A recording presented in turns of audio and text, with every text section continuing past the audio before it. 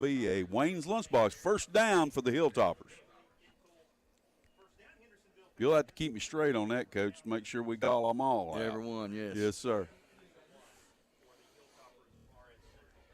So RS comes to the line, breaking the huddle. Like I say, it's almost like a bone set with the quarterback back in the shotgun. And we have a wing to the left. Counter. And it's going to be a sweep to the left. And that is number 10, Elijah Guzman. And he carries the ball all the way up to the 49-yard line of the Hilltoppers, which it'll be Wayne's Lunchbox first down, Coach.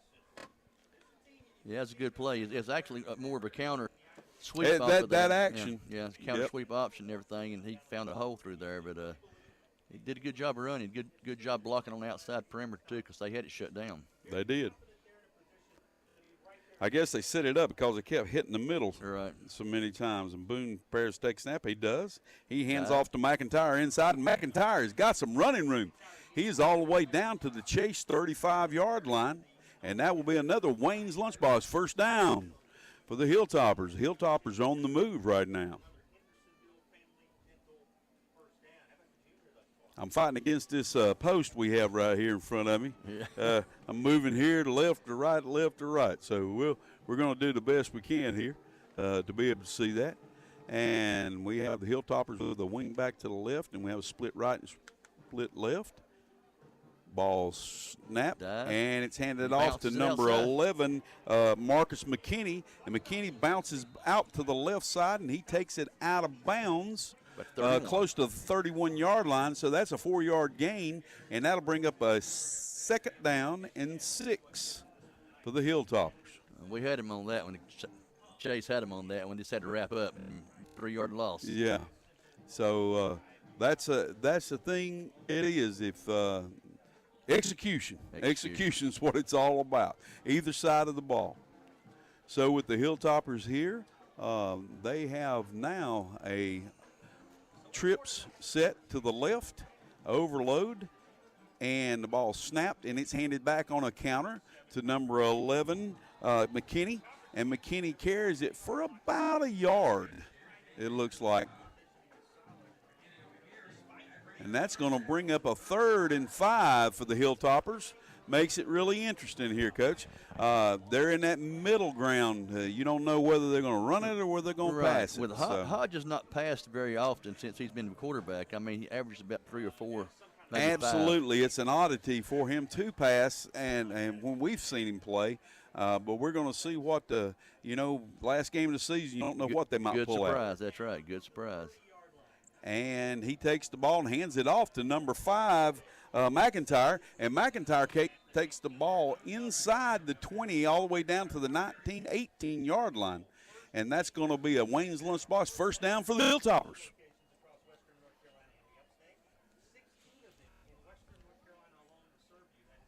Chase, they look just a little bit on the contain, a little bit lax. Right, they're there. They're just not making the impact to make the play. Yes. They're there. They had 4 people right there.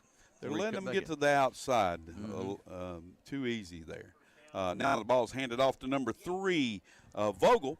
And Vogel carries the ball all the way down to the 10-yard line, which is going to bring up a second down. And it looks like it's going to be on the 11-yard line. And that's going to be a 2nd and 3. Did I forget that Wayne's Lunchbox first down, Coach? You got it a while ago. You got it last time. I've got you, bud. And we appreciate that. Yeah, that time. Sponsoring this. RS just had them outflanked again that time. Split left, split right. 3 backs, one of them being the quarterback.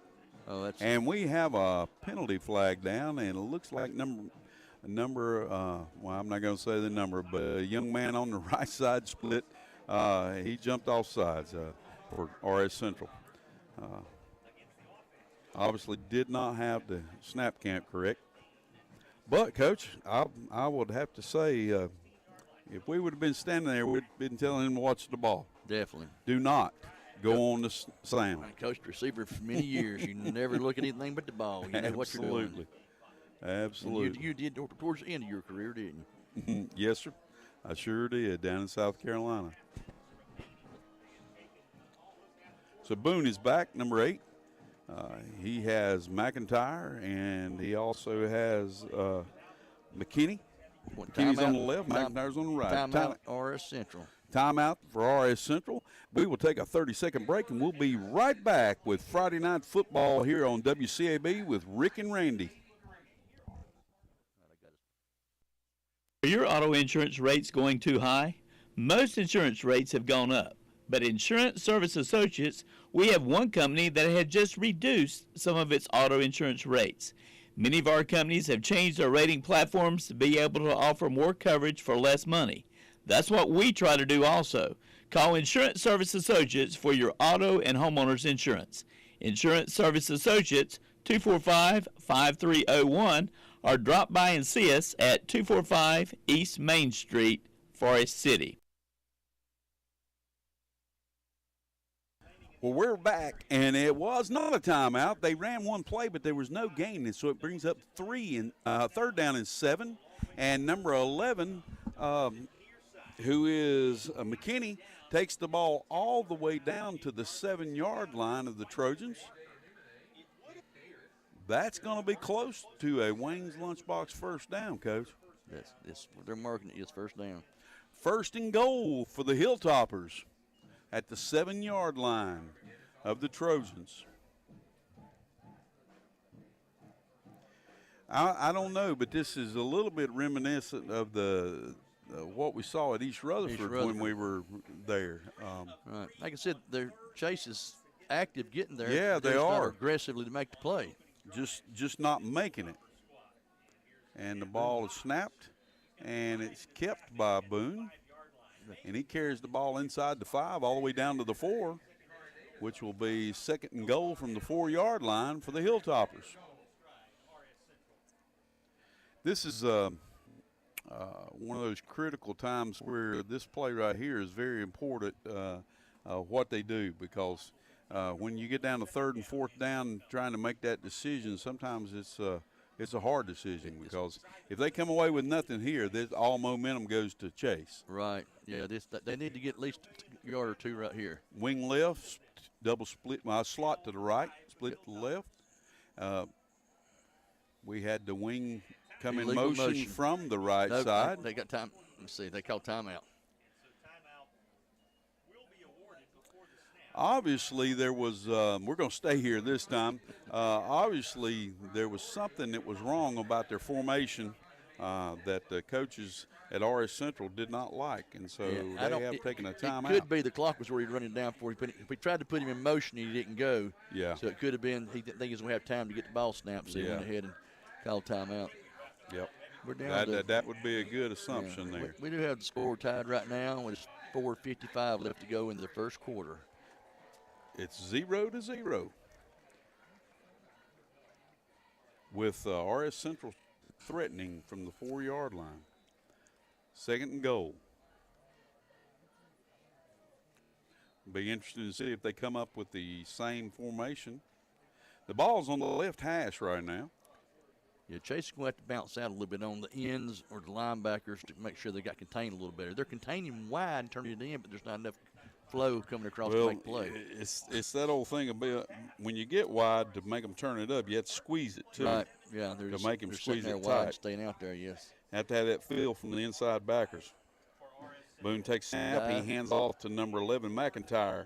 And McIntyre drives all the way down to looks like the 1-yard line, which will bring up a 3rd and 1 goal to go for the Hilltoppers. So the big play coming up. See what the Trojans have in their tank to see if they can bow their neck and keep the Hilltoppers out. And the Hilltoppers are going to see if they can plow the ball into the end zone. Everything looks so crisp out here on the field. I'm really impressed. It's a beautiful field. Yep. I'm going to say they might try to go option to the right side because that is the wide side of the field. The ball's on the left hash. And the ball's handed off to the inside to McIntyre. McIntyre has a determined run, and he spins a couple of times and gets into the end zone, and that is a touchdown for the Hilltoppers. That would be 6 on the scoreboard. That brings up number 28, who is Reagan Holly, who is going to attempt the point after. And the hold is down, and the kick is up, and it is good. So we are going to take a quick break here with the score being RS Central 7, Chase 0 with 4:04 remaining in the first quarter. And we will be right back with WCAB Football Friday Night with Rick and Randy. CS Ford, located on Oak Street in Forest City, is now Legendary Ford. Still locally owned and still offering the same local hometown service as always. The new family at Legendary Ford is working hard to prove to you that they want your business. So stop by today and see the large selection of cars, SUVs, and trucks on the lot, and let the guys at Legendary Ford help you choose the perfect vehicle that best fits you and your family. Visit them at 565 Oak Street in Forest City, or visit the website at www.legendaryford.com, or call them at 245-1626.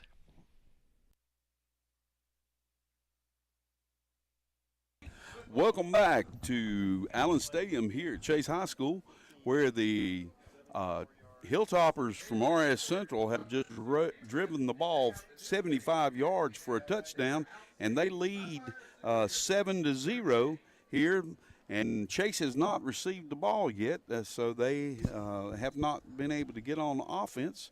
And there's 4:04 remaining in the first quarter, so we are here waiting for the kick.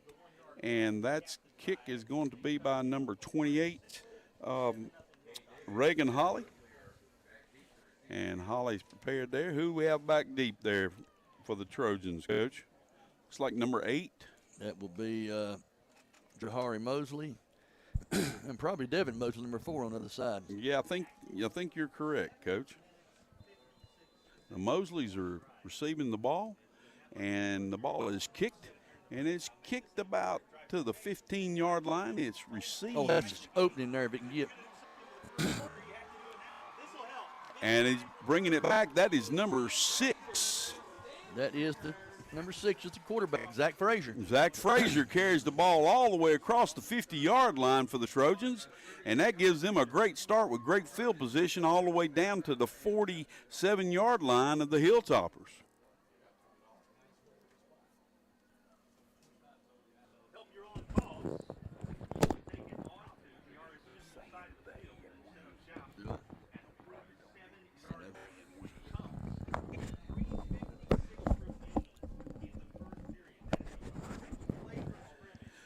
So here we are with the Trojans' first play. We have Frazier back at quarterback, take the shotgun snap.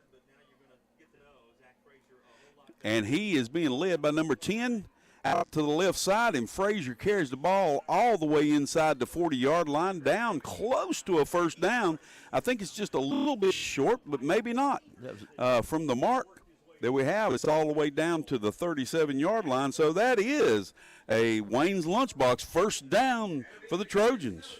That was Zion Murray leading around the corner. Yes, sir. Murray made a big block out on that side. He did. The Trojans prepare for their second play here from scrimmage, and Murray is to the right, and Frazier prepares to take the snap, motion back, and the ball is faked to the motion man, and it looks as if Frazier's going to take it the whole distance, and he carries it all the way into the end zone for a touchdown for the Trojans. Unfortunately, it looks like the Hilltoppers a little shell-shocked there. Right. They went for the fake on that motion play, and when they did, it opened up the inside, which Frazier took advantage of, and he raced all the way to the end zone. So that was a 47-yard drive there for the 2 plays for the Trojans in 2 plays.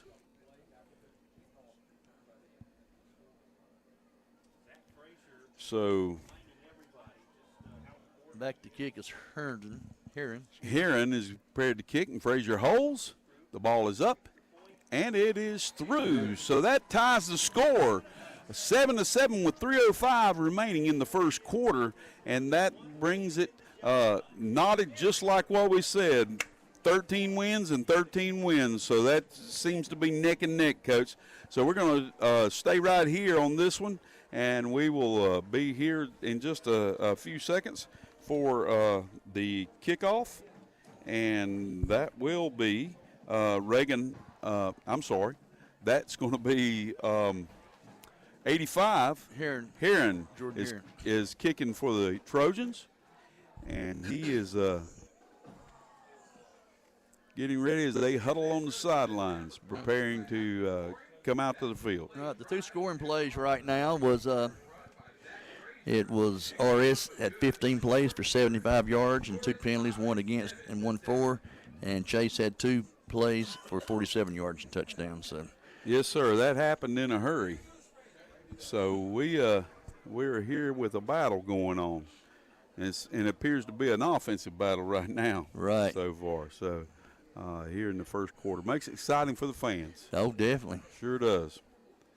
As we look here at the Trojans baseball field, it looks like it's well maintained here back behind the visitors' bleachers. Everything just looks lit up and very nice here. I was just highly impressed with the new addition of the track as it's here with the blue and the gold. It reminds me of the time that I had to walk around and line it off by hand. By hand. That looks a whole lot better. Oh, definitely. Okay, Heron has teed the ball up as he prepares to kick the ball. We'll see what kind of kick he gives this time. Because with Chase, it kind of, you can squib it, you might onside kick it, you might kick it deep. And he kicks it deep over to the right side, and the ball skids right out of bounds on the 10-yard line. Penalty flag comes out, and we're going to see what the Hilltoppers decide to be able to take the play, or if they make them kick it over.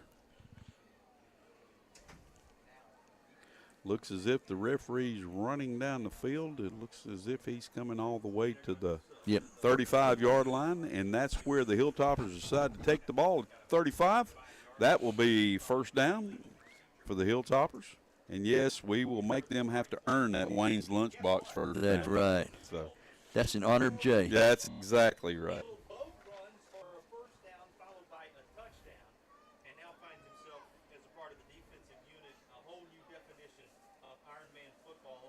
So we're here with Boone prepared to take the snap.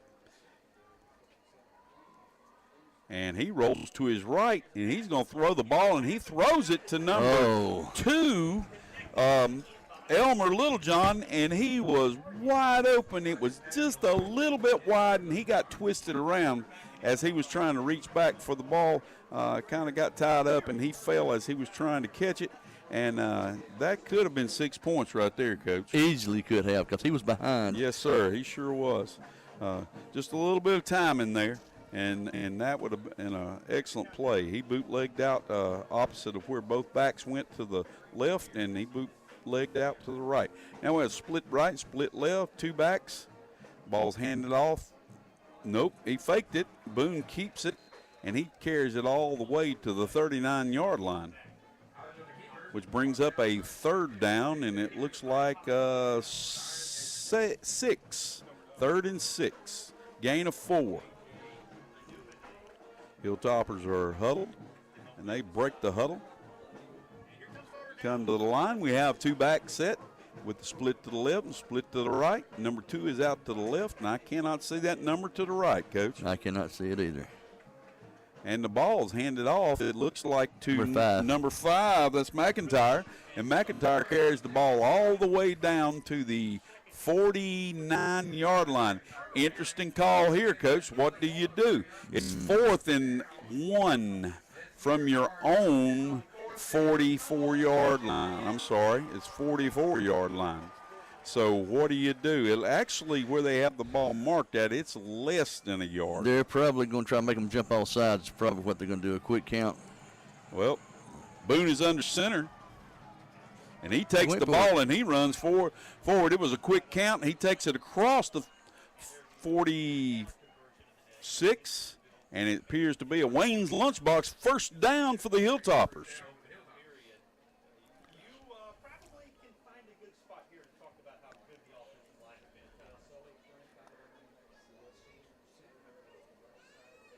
Hilltoppers bring themselves to the ball, and we have a tight split to the left and a split to the right, and the ball is handed off. No, it's not. It's pitched out to number 10. That is Guzman, and Guzman is hit behind the line of scrimmage because the pitch was a little bit behind him, and he had to spin and turn around. But he did a good job, Coach, just holding the ball. He got lucky with maintaining it. He did. Because if that ball would have hit the ground, it could have been a scoop and score. Definitely. Right there for Chase. So that was pretty heads up. That was a loss of 3 yards. That's going to bring up a 2nd and 13 for the Hilltoppers. Chase is getting a little bit more aggressive on their defense. That was a lot more aggressive yes, there. Yes, sir. Sure are. They have a 4-man front. Actually, yes, now they've walked it up. I kind of see what the scheme is. He hands off to McIntyre. McIntyre carries the ball for flying. about 3, but there is a flag on the play. He gets back to the original line of scrimmage, but let's see what the flag is here to see what the damage is to who. We have 23.7 remaining in the first quarter. So let's see what the signal is here from the head referee. It looks like it's against RS Central because Chase's head coach, he points and says to accept the penalty.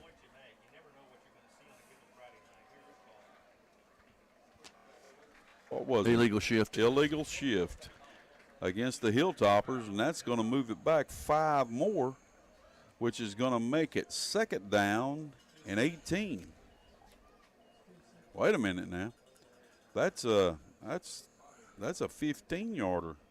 That's what he called. He called the illegal shift with his hands, but he's not marking that off as an illegal shift because that's usually a 5-yarder. That brings the ball all the way back to the 29-yard line. They're going to have to get to the Trojans' 43-yard line for a first down. Coach, do your math real quick in your head. 20. 27 yards. Yeah, it's like, I don't know. No, that's like 30, like 32 or something like that. How's that? Yeah. 10, 20 yards, 50-yard line, and then 7. Yeah, 27. Remember, I taught I got math. you, man. Math I got you. Just 1 year, and they said no more. Okay. Well, I just remember I told my youngest daughter, Claire, to listen to her mama when she was getting help in the 8th grade, and told her to do exactly what she's supposed to do, and she ended up coming back the next day with a 0 on that homework. So I got my math tongue lashing from that one, and she said she'd never listen to me again. So about math, that right.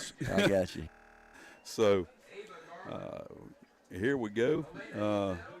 This is they ran the clock out, and that's the end of the quarter. So we're going to start here with the second quarter with RS Central needing to pick up 27 yards for a first down, and it's going to be 2nd down from their own 29-yard line. So as they come and prepare to start the second quarter, we will get you in with the action here. They're huddling up and getting ready to go. The score is tied 7-7 as RS Central had a methodical drive that they marched down the field. How many plays did you say, Coach? It was 15 plays. 15 plays, and they covered 75 yards. And Chase ran the opening kickoff that they received, not the opening kickoff, but the first kickoff they received. They took it back. Frazier carried it all the way back to the 48-yard line, I think it was. 47, yep. Or 47-yard line of RS Central. And then 2 plays later, they're in the end zone. So things are happening quick here. We have kind of like a pretty heavy crowd here for Chase, and then kind of medium crowd for RS. I don't know what their status is, Coach, for possibility of making playoffs. I think they're out of it because you got to have 5 wins to do it. And right now, Chase is ranked number 25th in the state, and East Rutherford's ranked number 50th in the state. Okay. And they're taking 64. So as I look on my score stream here, it has Burns Rebels in Duncan, South Carolina 10 and Gaffney 0. We have Crest and Kings Mountain in the first quarter is tied at 0-0. And of course, our score is 7-7.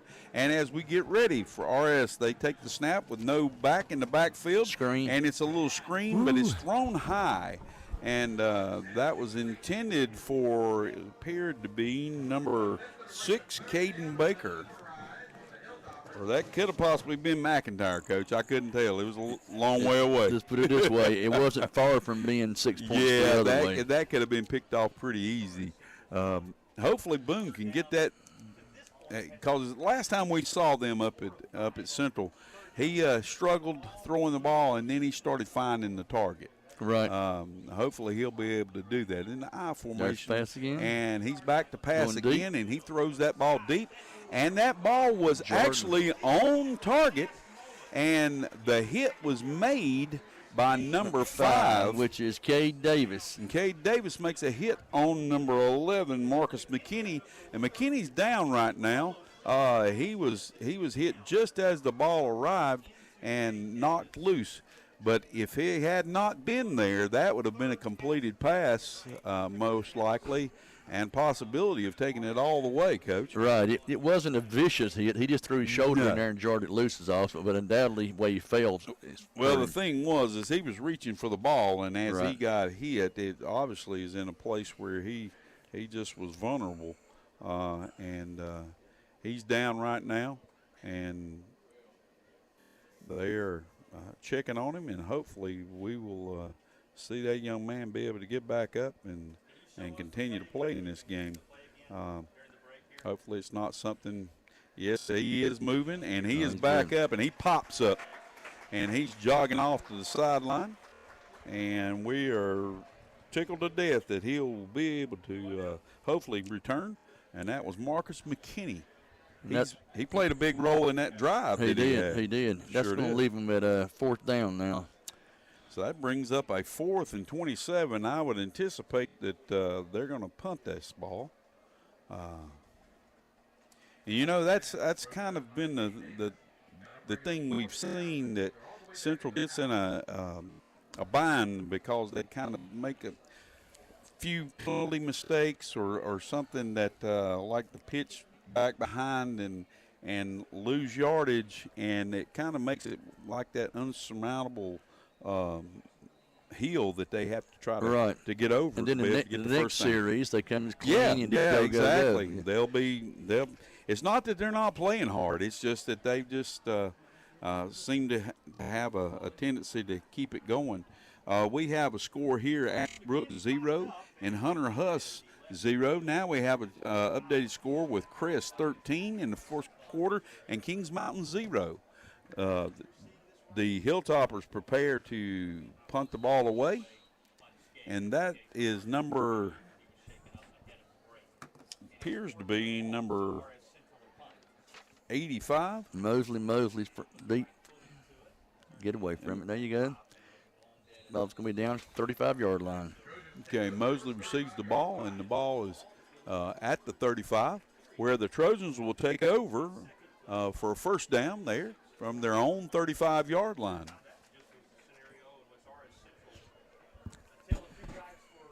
Coach, I must have been wrong about that 85 because I don't see an 85 on the roster here for RS Central as the punter.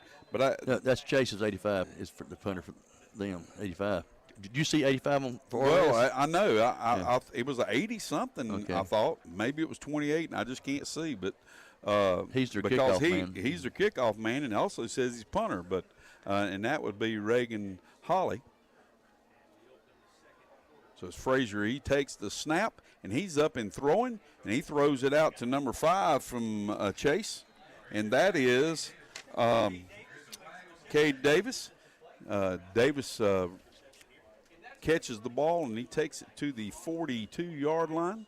It appears to be of the Trojans, which is going to bring up like a second down and 4. I don't know why there's a discussion because I don't see a flag. So, but face mask against Chase.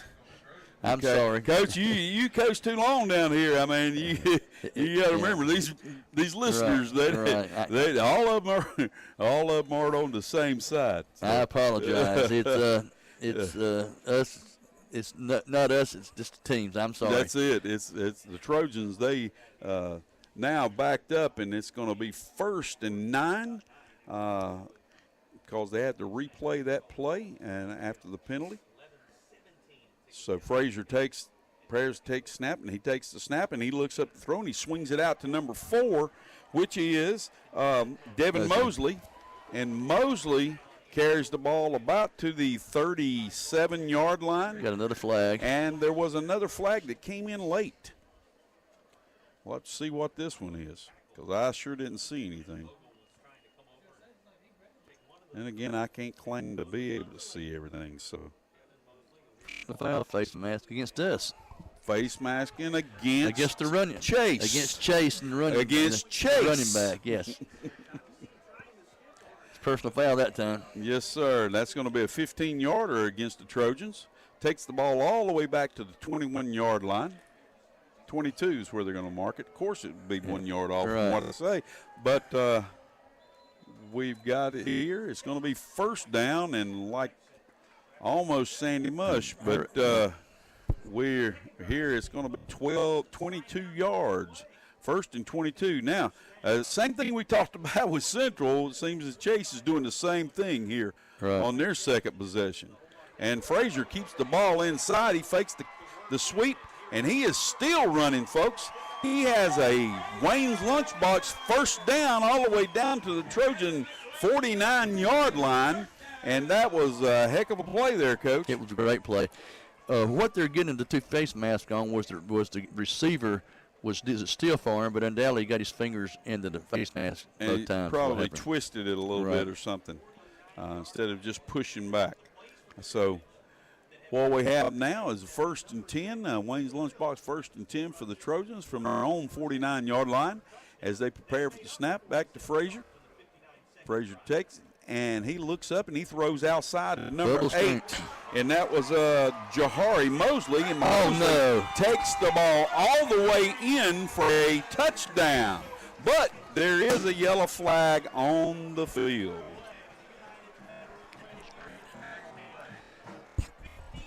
We'll have to see what this call is right here.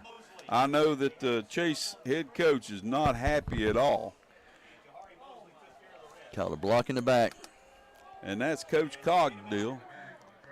We have a block in the back, which is going to bring the touchdown back. So that still leaves the score at 7-7 with 10:03 remaining in the second quarter. And that brings the ball back to the 45-yard line of RS Central, which is still going to be first down and 5 to go for the Trojans. There was so much excitement and so much certainty on that Chase side that they had just scored to take the lead.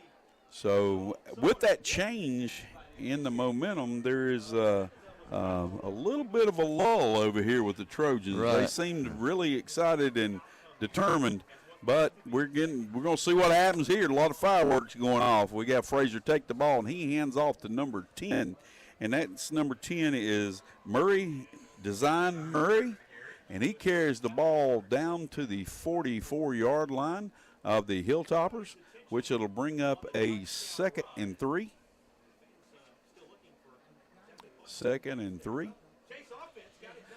So we're getting a signal from the sideline for the offense.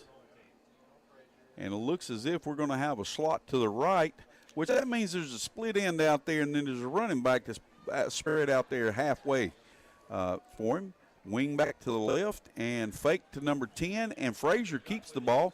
Appears that he has a first down, Coach. He does. He takes the ball all the way to the 40-yard line of the Hilltoppers. And that's a Wayne's Lunchbox first down for the Trojans.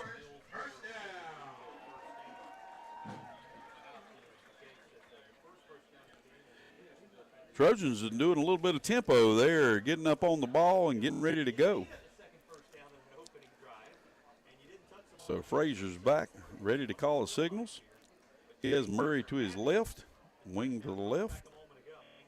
And he fakes the handoff, and the ball is thrown out, but it was tipped. But the ball is completed to number 8, Jahari Mosley. Mosley takes the ball all the way inside the 30-yard line down to the 20, looks like 28.5, 29. They're marking up 29. And that's another Wayne's Lunchbox first down for the Trojans as they hurry up and get on the ball, and they're getting ready to go again. They're trying to use that tempo to be able to keep the defense off kilter and hopefully to get any calls in. Frazier takes the snap. He rolls to his right, and he appears that he may throw the ball, and he does throw it, but he threw it a little bit behind, and the ball falls incomplete. It was intended for number 4, Devin Mosley, but there is a flag on the play. Ineligible receiver. Line was downfield. That'll get you every time. Yep. They don't have to. Used to, they could get down the field a little bit and then not be called, but now, if it's more than 2 to 3 yards, it's usually called. He was down about 9. So I think that's from all the little bubble screens and all the little things that they do while they try to call that a whole lot closer. RPOs and everything. Yes. Hard on the lineman. It is. Because he's taught to get to that second level if he can. Frazier prepares. He has Murray to his right. Have a double wing set to the right. Now comes back to the tight end, and he hands back to the left, and Murray's carrying the ball inside the 30-yard line. Back to the original line of scrimmage, so that's going to make it 2nd and 10 for the Trojans.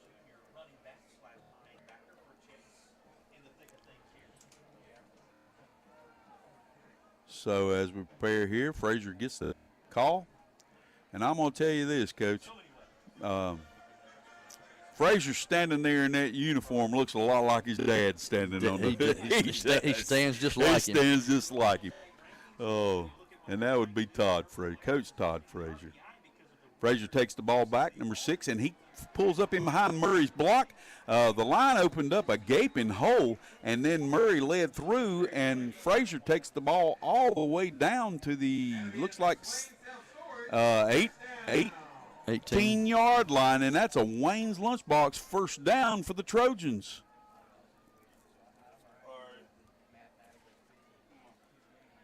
So as they come back up to the line, now we have a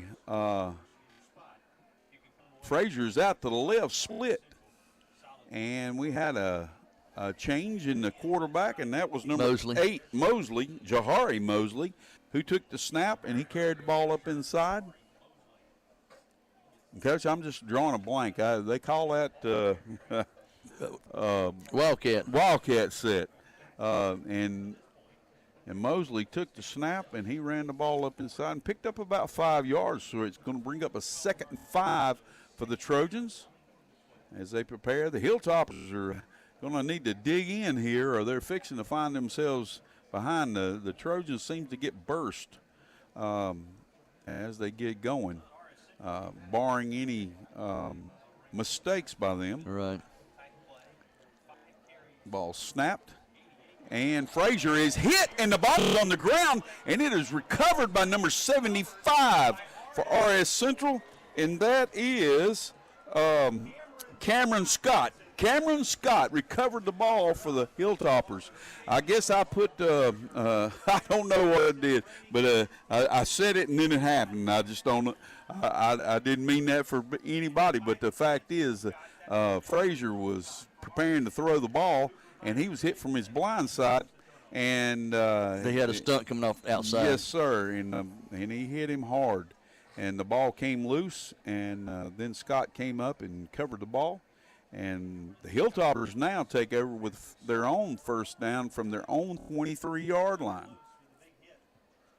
We'll see if the Hilltoppers and Boone and company can take the ball now and move it up the field and make some progress. Boone takes the ball. He hands it off to number 5. Oh, great play. Carlin McIntyre. That was uttermost number 4. Great play in the backfield. He came up and made a stop for a loss, which that's going to bring the ball all the way back to the 19-yard line. The Hilltoppers have lost 4 on that play. It's going to bring up a 2nd and 14 for the Hilltoppers. Clock is rolling with 5:57 remaining in the first half. Score is tied, 7 RS and 7 for Chase. Hilltoppers break huddle, and they come with a split to the left and a wide split to the right by number 6, Caden Baker. And the ball is handed off. Option nope, of the way. That actually was kept by Boone, and Boone is off to the races, but it looks like the quarterback from Chase chases him down. That was Frazier, and he tackles him all the way down to the 23-yard line, it looks like. They mark it, of course, at the 24 since I said that, but he carried the ball. Boone carried the ball all the way down inside the 25, and that's going to be a Wayne's Lunchbox first down for the Hilltoppers. How far did they cover on that play, 50 Coach? yards. 50-yard gain. About 52, actually. Well, 52-yard gain is the official word from Coach Page. So here we go. Well, I got to rib you a little bit, Randy. You laid up at the beach all week and playing golf and having a good time. So I was a little bit jealous. I got to get woke up now. That's right. So here we go. Boone back, one back set, and he drops the ball, but it's picked up by McIntyre. And McIntyre, though, gets dropped for a loss on the play. Looks like he's lost about 3 to 4, depending on where they mark it. Wow. They marked that ball on the 26-yard, so they only lost 2 on the play, and that's going to bring up a 2nd and 12 for the Hilltoppers as number 3, Levi Vogel, comes into the game. I'll tell you, that's one thing right there I like to see. The guy that tackled the RS player, the guy from Chase, helped him up off the ground. That's good sportsmanship. Absolutely. Number 2, Elmer Littlejohn, is wide to the left, and the ball is quarterback taken, and that's number 11. It's handed off to McKinney. McKinney is still running, and he takes the ball just past where the original line of scrimmage is, but a flag comes flying in from the defensive backfield. Have no idea what that one might be.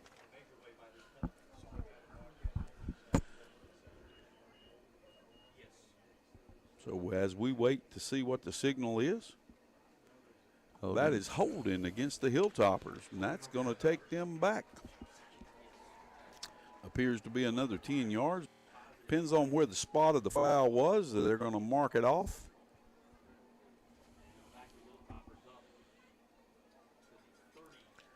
Which looks like that's going to take it back to being a 2nd down and 20 for the Hilltoppers. There's 3:53 remaining in the first half. Score tied 7-7. Boone's back with 2 backs in the backfield. He takes back. I'm sorry, that is not Boone there. That is number 11, Marcus McKinney at quarterback. And he threw the ball just a little bit long. But it was covered well by the Trojans. And that was, who was that number out there, Coach? Receiver, defender. Defender. I think that was Mosley, number 4. Number 4? Mm-hmm. He did a good job. He stayed right with him. So as the Hilltoppers now bring up a 3rd and 20. I hate to estimate what exactly might happen here. I'm thinking, try to pick up 10 and then maybe go for 10 more on 4th down where you're at in the field because you don't gain much by punting. Right. we have Boone back. We have a slot to the right, single split to the left, and Boone is going to throw, and he throws the ball, and it's nearly intercepted by the linebacker, number 44 for the Trojans, which is Zion Edgerton, but the ball falls to the ground. Hits his hands and falls to the ground, and now that brings up 4th and 20 for the Hilltoppers, and we're going to see exactly what's going on here. Appears that the Hilltoppers are going to go for it, and it'll be interesting to see who the quarterback is this time. Out of the gun, the quick kick in the corner is a good play. So number 5, Carlin McIntyre, comes out of the game as number 10, Elijah Guzman, comes in. And we have 2 backs in the backfield. Ball snapped, and it's handed off to number 3, Levi Vogel. And Vogel takes the ball down inside the 30-yard line of the Trojans, which that's going to be a first down for the Trojans going the other way because they failed to get the first down for the Hilltoppers. Ball went out of bounds, and that stops the clock. Trojans take over at their own 29-yard line. Frazier looks to the sideline to get the call. We have split to the left. We have Jahari Mosley. And the ball is handed off.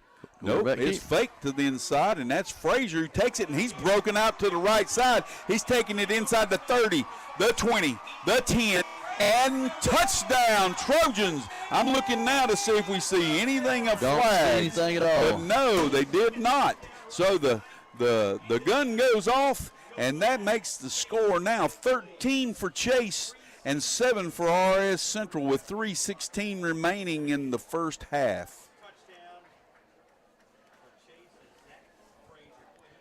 We have number 85, Jordan Herron, coming on to attempt.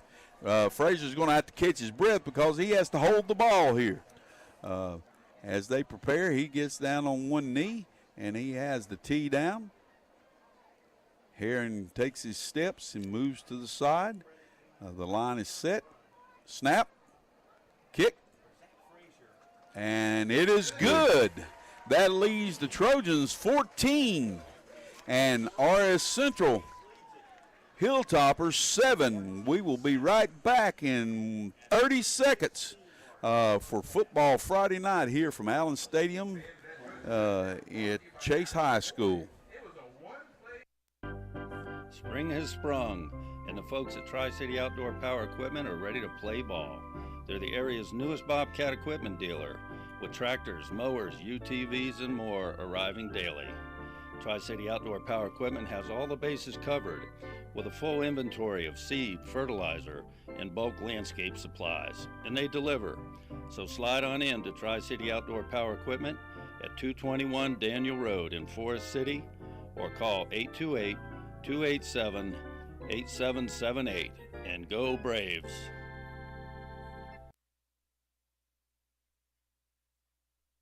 Welcome back to Football Friday night here at WCAB with Rick and Randy, as the Trojans just scored to make the score 14-7 in favor of the Trojans, and they are preparing now to kick off with 3:16 remaining in the first half. Coach, what did you think of that? That was just a one-play deal. Well, we talked about Frazier looking like his dad. His dad was quick. Yes, fast, he was. He could run. But this young man might be faster than his dad was. I know what you're doing. You're playing on that. When he turned the corner, somebody's going to be in his ear now. There's going to be about four RS defenders next to him, and he turned the burners on. And when he crossed the goal line, there was nobody within 10 yards of him. That's awesome. So, Todd, all I got to say is you need to start working out a little more, try to work with him. I'm going to hear about that. So here we have with 3:16 remaining. We have Herron prepared to kick off, and he kicks the ball as a squib, almost as a onside kick, but the ball is picked up by, I can't make that number out right now, Coach, as he gets up off that. That's number 3. Three. That's number 3, Levi Vogel, and Vogel carries the ball all the way out to the 38-yard line of the Hilltoppers, where they take over First and 10. They're moving from our left to the right. Now they're heading toward the field house end zone. Chase got to watch out for the bomb, trying to hit the seams, but the option is what Central's actually working so well the last 2 or 3 ball games. Well, I'm just going to tell you, Coach, if I'm trying to defend RS Central right now, I'm defending the run and especially the bounce out sweep. Right. They can throw it all day long until they complete one. They've not completed one. You're right. When they complete one, then I start worrying about that. There's the ball's faked, There's and the ball. it's pitched, and the ball's on the ground. But it appears that Vogel recovered the ball, but that's going to be a big loss for the 8 Hilltoppers. Brings it back to the 31, and that's going to make it, looks like, about 19 yards to go. That's right. Yeah, they it's lost about 9 19. off. Yeah, That's what I was talking sure about. it is. The loss, yeah. So. Yeah, it's going to be a 2nd and 19. But you don't like to start out like that. Nope. Put you behind right quick. Sure does. It makes it tough. Because then you start pressing. That's when you make big mistakes. All right, ball's handed off to number 11, McKinney, I'm sorry. Tackled in Marcus the backfield. McKinney, and he is tackled in the backfield. Seems like the line is letting them through a little bit easier right now. Either that or Chase is getting more active. Yes. Exactly. One of the two. Defense is rearing up. There's 2:20 remaining in the first half, with Chase leading 14-7, and we have a timeout, and that timeout was by Chase, wasn't it? Yes. Yes. Chase took a timeout because the ball is back on the 30-yard line of the Hilltoppers, and that brings up a 3rd and 18 for the Hilltoppers, and they're hoping they can get the ball back, I'm assuming, when that when it's all said and done. Right. With the distance it is 3rd and that long. Yeah, the odds I are would be you're thinking the gonna same get it. thing, you know. I sure would. I'm looking here to make sure that we have updated scores here.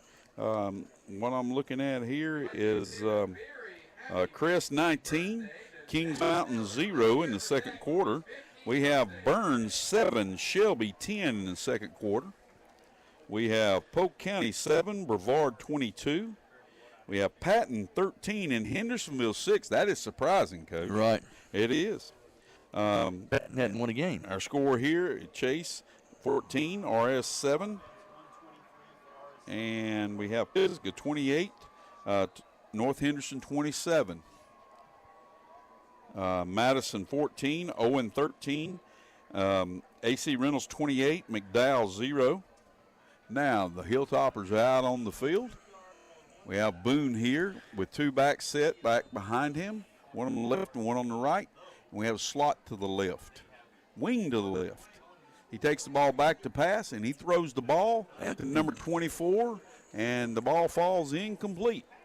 And that's what I'm saying. I would probably be putting heat on him, and I wouldn't. It was a nice pass. The guy was wide open. It was, and it was just a little bit off. It's not as he's throwing a bad ball. It's just the accuracy. The receiver had to turn around a step before I got him. Yes. So we had a man come on here to start with the punt, and it looks like Chase will get the ball back here with 2:15 remaining, and he's holding the ball, and he shanks it. But the ball is caught by number 15 of the Trojans, and he takes the ball inside the 20-yard line of the Hilltoppers. 17. That was Neil Hines. Great thinking. Nobody was there. Make sure I got that right. Yes, sir. Number 15, Neil Hines, a junior, wide receiver DB. He caught that ball. That's a heads-up play, that young man. And then he just took it on the run, and he carried it inside. He got pushed out of bounds by the Hilltopper. I couldn't see which number that was. It pushed him out of bounds. But the Trojans take over here with a first down at 2:06 remaining in the first half, with a score of 14-7 in favor of the Trojans, and they have it on Hilltopper's 16-yard line. And ball's up and thrown. It's thrown to number 8, and he's going to just trot into the end zone. That was That was Jahari Mosley. Mm-hmm. Jahari Mosley takes the reception and he carries it in. Frazier delivers a strike and takes it in. Coach, that's what I see is the big difference in the game right now is the accuracy of the throwing from quarterbacks. Correct. Frazier's been on majority of the time, right. and Boone's had a little struggle with his accuracy. Well, they've actually put the other quarterback in, which he was the original quarterback until they started running the option. So that had a lot to do with it. They come back with number 11 and let him try some, but it still wasn't complete. Yeah, and it still didn't make it. The kick is up. Good. And it is good by Heron. So that brings the score to 21-7. Trojans are leading by 21. We're going to take a 30-second break here, and we'll be right back with Football Friday Night on WCAB with Rick and Randy here from the Trojans Stadium, Allen Stadium here. Fall is finally here. Leaves are falling and so are prices at Carolina West Wireless. Choose from a great selection of free smartphones, including the iPhone SE, free tablets, and even a free month of service on select rate plans. Add a little free to your fall, all in our super fast 5G network. Carolina West Wireless. Go stay connected. Certain restrictions apply. See store for details or visit carolinawest.com/terms and conditions. Offer expires October 31st, 2023. We're back here at Allen Stadium here at Chase High School. Here in, as they claim on the mailing address is Forest City, but we actually know it's like halfway between Harris and Henrietta. So that's where we are. We're in the south side of Rutherford County here at Chase High School. And like I say, it's a beautiful night. The weather is nice. It's unusually warm for this time of the year, and the Trojans have taken advantage of a few miscues here from the Hilltoppers, and they lead 21-7 here with 2:01 remaining in the first half. It sure would be something that the Hilltoppers need to try to break a big play, because they can score in a hurry too, because Boone can run that ball, and he's seen, and the other two running backs can too. They just need a big play here to change the momentum for the Hilltoppers. They just need an opening. That's what they need. Squib kick, and the ball is scooped up there by number, is that 10 or 11, Coach? 11. That was number 11, Marcus McKinney, and he carries the ball all the way out to appears to be the 40-yard line, where they would take over 1st and 10 for the Hilltoppers from their own 40-yard line. Now the thing is too, you have 156 remaining in the first half. How can they operate here and be able to control the clock enough to be able to get in that end zone, unless they can score in a hurry? They've got enough. I think I've still got 2 timeouts left, so they got enough for about 7 plays or 8 if they get out of bounds and don't throw it down the middle. No back set, 2 wing set. Wing coming in motion to the right, and that ball is kept by Boone, and Boone carries it for about a 3-yard gain all the way out to the 43-yard line, which is going to be 2nd down and 7 for the Toppers with the clock moving. We're down to 140 now.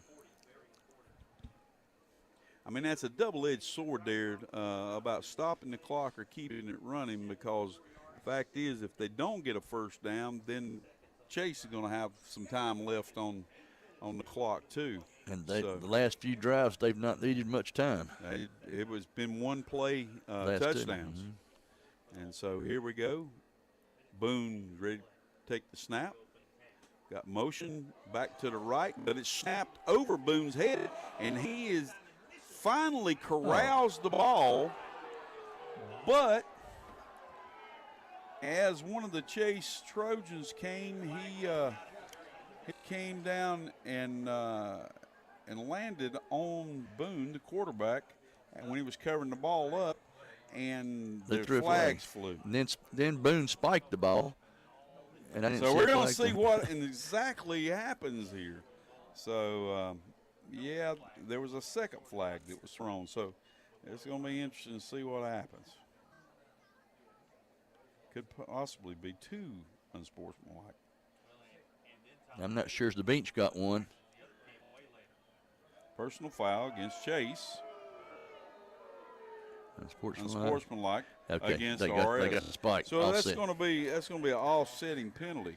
Now, should be dead. Well, here's the thing, Coach. That one play happened with the unsportsmanlike. With the personal foul as the play was ending, so it was part of the play. Mm-hmm. This one right here was after the play, so should they? I don't know. Should it be moved? Yeah. Is it going to be marked off 15 from the spot? They'll just decline both ways. Yeah. Or is it offsetting? What penalties? happened was they said he fell on the ball. Well, of course, in high school ball, the ball's dead. Yes. So they called piling on. Technically, was the a dead ball. Dead ball. So it's dead ball. So that's what it shouldn't. It shouldn't move because it can't be a dead ball. I mean, it can't be a live ball and a personal foul for hitting him. It's got to be dead. That's what I'm saying. Is it a little bit of self-restraint there by Boone? Right. They would have picked up a first down, automatic first down, and the Hilltoppers have been in business. But as it stands here, they have a third down, and it looks as if they're going to be 23 yards for a first down. Same scenario they had while on the last series, which leaves 105 remaining. And if the Trojans can stop them right here, it's going to bring up a punting situation again. A series of unfortunate events are happening for the Hilltoppers here. New quarterback, and he number pitches two. out number 2 pitches to number 10, and number 10 is Guzman. And Guzman takes the ball all the way out to the 36-yard line. 36-yard line of the Hilltoppers, which is going to bring up fourth down for the Hilltoppers. And that'll be a fourth down, and it appears to be 14 yards for a first down. 47.1 seconds remaining in the first half.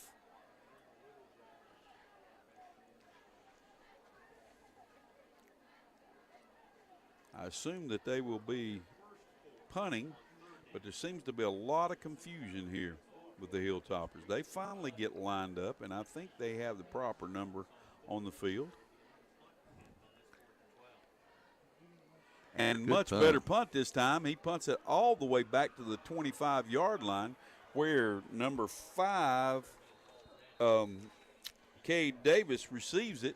He carries the ball all the way back to the 24-yard line. He's tackled. He tried to sweep back to his right, but he was tackled there, and that's going to be that the Trojans take over with 36.9 remaining in the first half from their own 24-yard line. 1st and 10.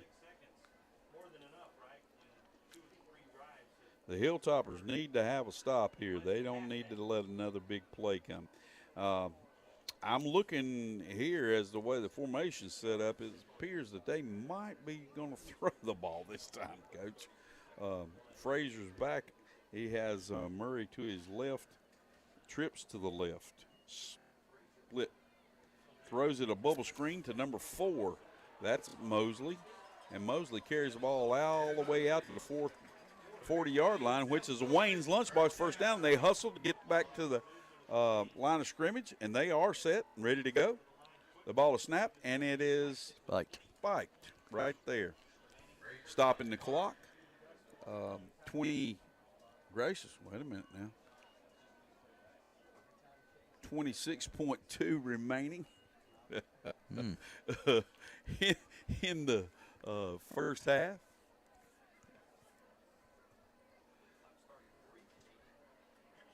So Frazier is back with Murray to his left. Trips to the left. Ball snapped back. Frazier rolls to his left. And the ball is scooped up near the ground there by number 6, Caden Baker. Baker carries it out of bounds, and he is up to the 47-yard line.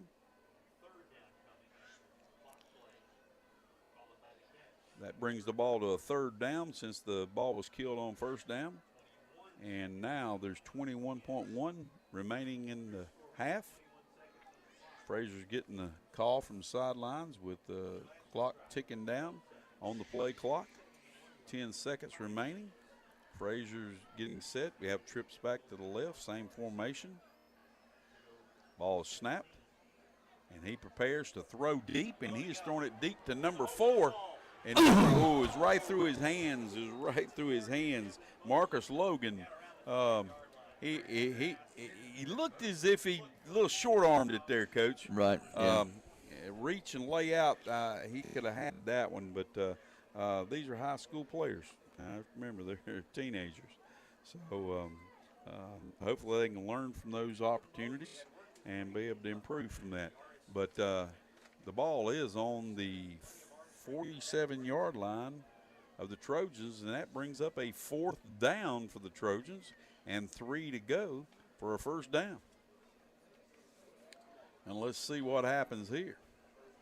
We have 14.2 remaining. The ball is kept by Frazier, and Frazier gets the ball. I'm not sure. Penalty flag thrown. There's a penalty flag on the play. 10.5 remaining in the first half. Illegal shift by the Trojans, and that's going to bring the ball back 5 more yards.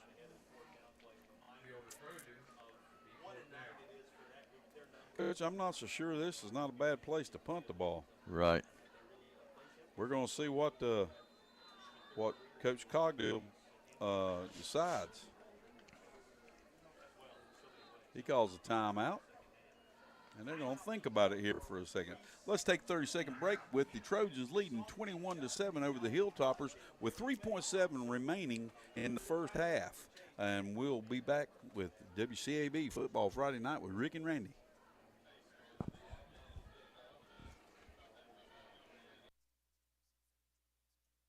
Who likes complicated? Nobody. Bark Mobile keeps it simple to switch and save. Switch to Bark and pick your free smartphone, like the Samsung Galaxy A14 5G. Love the device you have? Bring it and your number and save $125. Plus, do everything you need on our 5G network. It's that simple. Bark Mobile. Keep it simple. Save. Certain restrictions apply. See store for details or visit mybarkmobile.com/terms and conditions. Offer expires October 31st, 2023.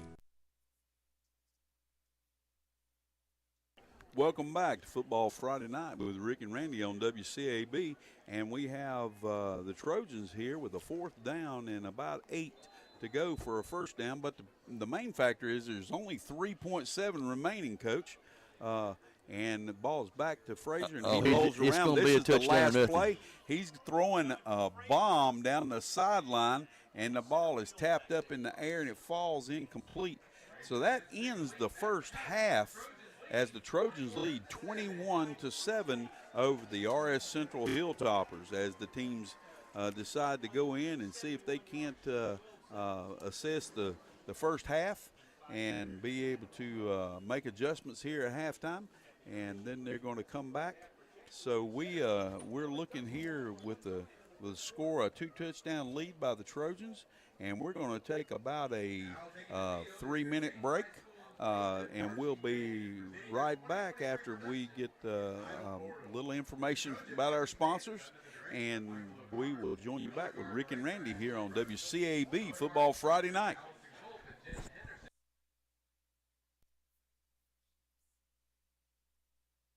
BAM is the sound of our Rutherford County teams pounding the lines this season. It's also the call letters of brick and mortar marketing.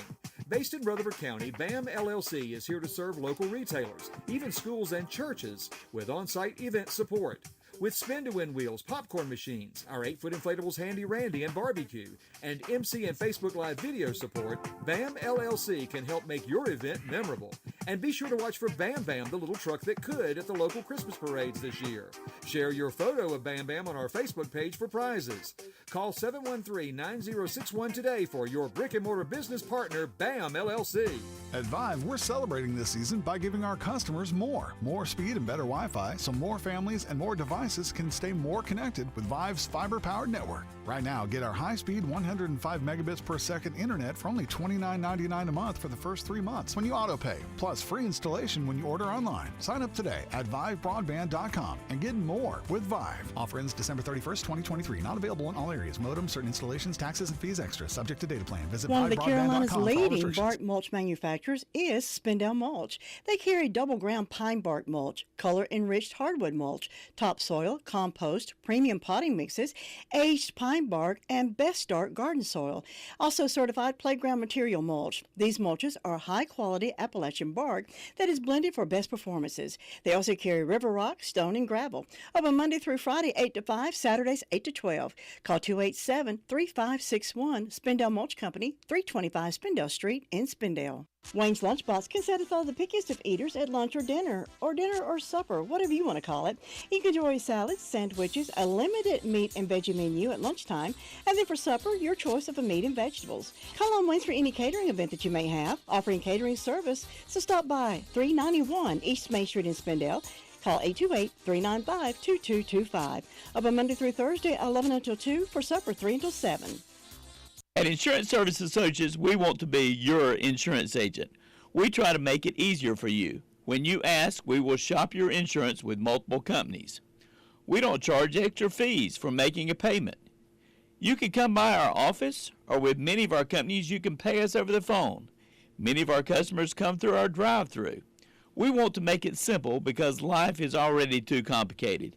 Insurance Service Associates, 245 East Main Street, or you can call us at 245-5301. Sets Ford, located on Oak Street in Forest City, is now Legendary Ford.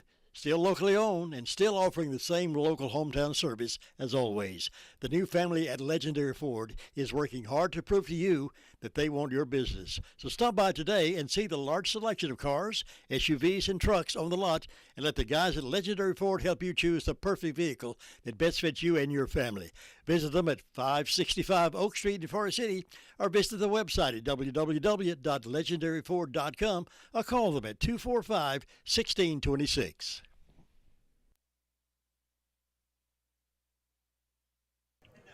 Welcome back to WCAB Football Friday Night with Rick and Randy, and we are here at the Allen Stadium of Chase High School, and we are at halftime as we see the Trojan Band performing. They always have an excellent program here with their band, and they're putting on a very good show here at halftime. But the issue at hand is that the Trojans are up 21-7 over the Hilltoppers, and we're here with some stats. Coach, do you want to share the stats that you have with us? All right. On the first half, RS Central ran the ball 33 times for 119 yards. They threw the ball 6 times, 0 completion for 0 yards. They was penalized 4 times for 40 yards. So their total yards is 119 yards. Chase ran the ball 8 times for 171 yards. They threw the ball 7 times, 5 for 7 completions for 51 yards. Now, there were some penalties in there to nullify some big plays. They were penalized 6 times for 65 yards. Chase total yards 222, and like I said, RS is 119. So that pretty much tells the story of the game so far. The Hilltoppers are back behind the bleachers, and they're preparing to see if they can overcome this deficit that they have here at halftime. But we would like to thank Mr. Kevin Bradley, principal here at Chase High School, for welcoming us here and having us set up here in the press box. And we would also like to thank Athletic Director Tony Wall and assistant principal. He is here taking care of things, and matter of fact, he's playing a little music on the side there to the audience. Kind of the old thing I used to do. So. Right. But we are here, and like I say, I'm hoping we're not doing a partiality announcement tonight. We're here to cover both teams, and we see that RS has some opportunities. But in my opinion, Coach, it's the completions have to happen for RS Central to get the run backed off so that Right. they can be successful with their run, because it seems like Chase is cheated up with their defense because they're not honoring the pass of RS. Right, yeah, you've got to be able to complete and make them honor the receivers. Like I said, now, they've been open a couple of times, and they've had it close a couple of times, but they haven't completed one yet. So, we watched them in the weeks past. They've completed a couple, but their ratio is not very good as far as completions. But they've got good running backs. They run the veer very well. They just got to get back the corners off. Start of the game, that's how they ran so well. Chase was backed off, honoring the pass, so they were able to run now. So they've got to be able to complete some passes to get Chase's corners backed off. Chase now is doing a good job, especially with the quarterback keeper on the zone run. And they're also getting the bubble pass screens run real well. And they just got to cut down on some of the penalties to make things happen. So, they got a 21-7 advantage right now. So they just got to, keep doing their things without causing any bad things, and don't give up the big plays. RS Central's not doing a bad job. They've got to stop the big plays that Chase is doing and get their own things going. That's what they got to do. Yes, sir. I have to correct myself here after I had an opportunity when you were talking to rethink this through. Actually, Coach Daniel Bailey is the athletic director now, and Coach Wall, he turned it over to Coach Bailey there when he became assistant principal here. And so we just want to thank all of them for having us here tonight. We have a few scores here. Coach, you give us what you have there? I've got Hunter Huss over Ashbrook 9-3 in the second quarter. I have Hendersonville and Patton tied at half, 13-all. Wow. Alexander Central 21, Freedom 7. Crest 19-7 over Kings Mountain at halftime. The Burns and Gaffney. Burns is up 17-0 over Gaffney at halftime. That's a little surprising. It is. South Point over North Gaston 21-8 at halftime. I'm surprised that is that close, to be honest with you. South Point's very tough. Pisgah and North Henderson tied at 34-all at halftime. That's a battle. Chapman and Broome. Chapman is leading 28-14 at half. East Burke is beating West Caldwell 35-7 in the third quarter. Shelby is up like they were earlier, 10-7 over Burns. Brevard now has broken it loose, and they are up 36-7 at halftime over Oak County. St. Stephen's is winning 7-0 over Freddie Ford. Lincoln at halftime is up 13-9 over West Lincoln. Clover is beating Rock Hill 38-7 at halftime. Got East Gaston over Highland Tech 50-0 at halftime. Smoky Mountain 29, East Henderson 18 in the second quarter. Got Chesney 20-7 over Liberty at half. Northside Christian in Lexington, South Carolina is 21 over Spartanburg Christian 6 in the first quarter. Spartanburg is beating Dorman 14-0 at halftime. That's kind of a surprise. Dorman has had just a little bit different year than what they're used to. We've got AC Reynolds over McDowell 28-0, and that is in the second quarter. And the last one I've got is Madison is beating Owen 14-13 at halftime. Well, that's going to bring us here with about 4 minutes remaining in the halftime. So we're going to take a 4-minute break here and come back for the start of the second half here at Allen Stadium, Chase High School. And we'll be right back with WCAB Football Friday Night with Rick and Randy with the score. Chase 21, RS Central 7.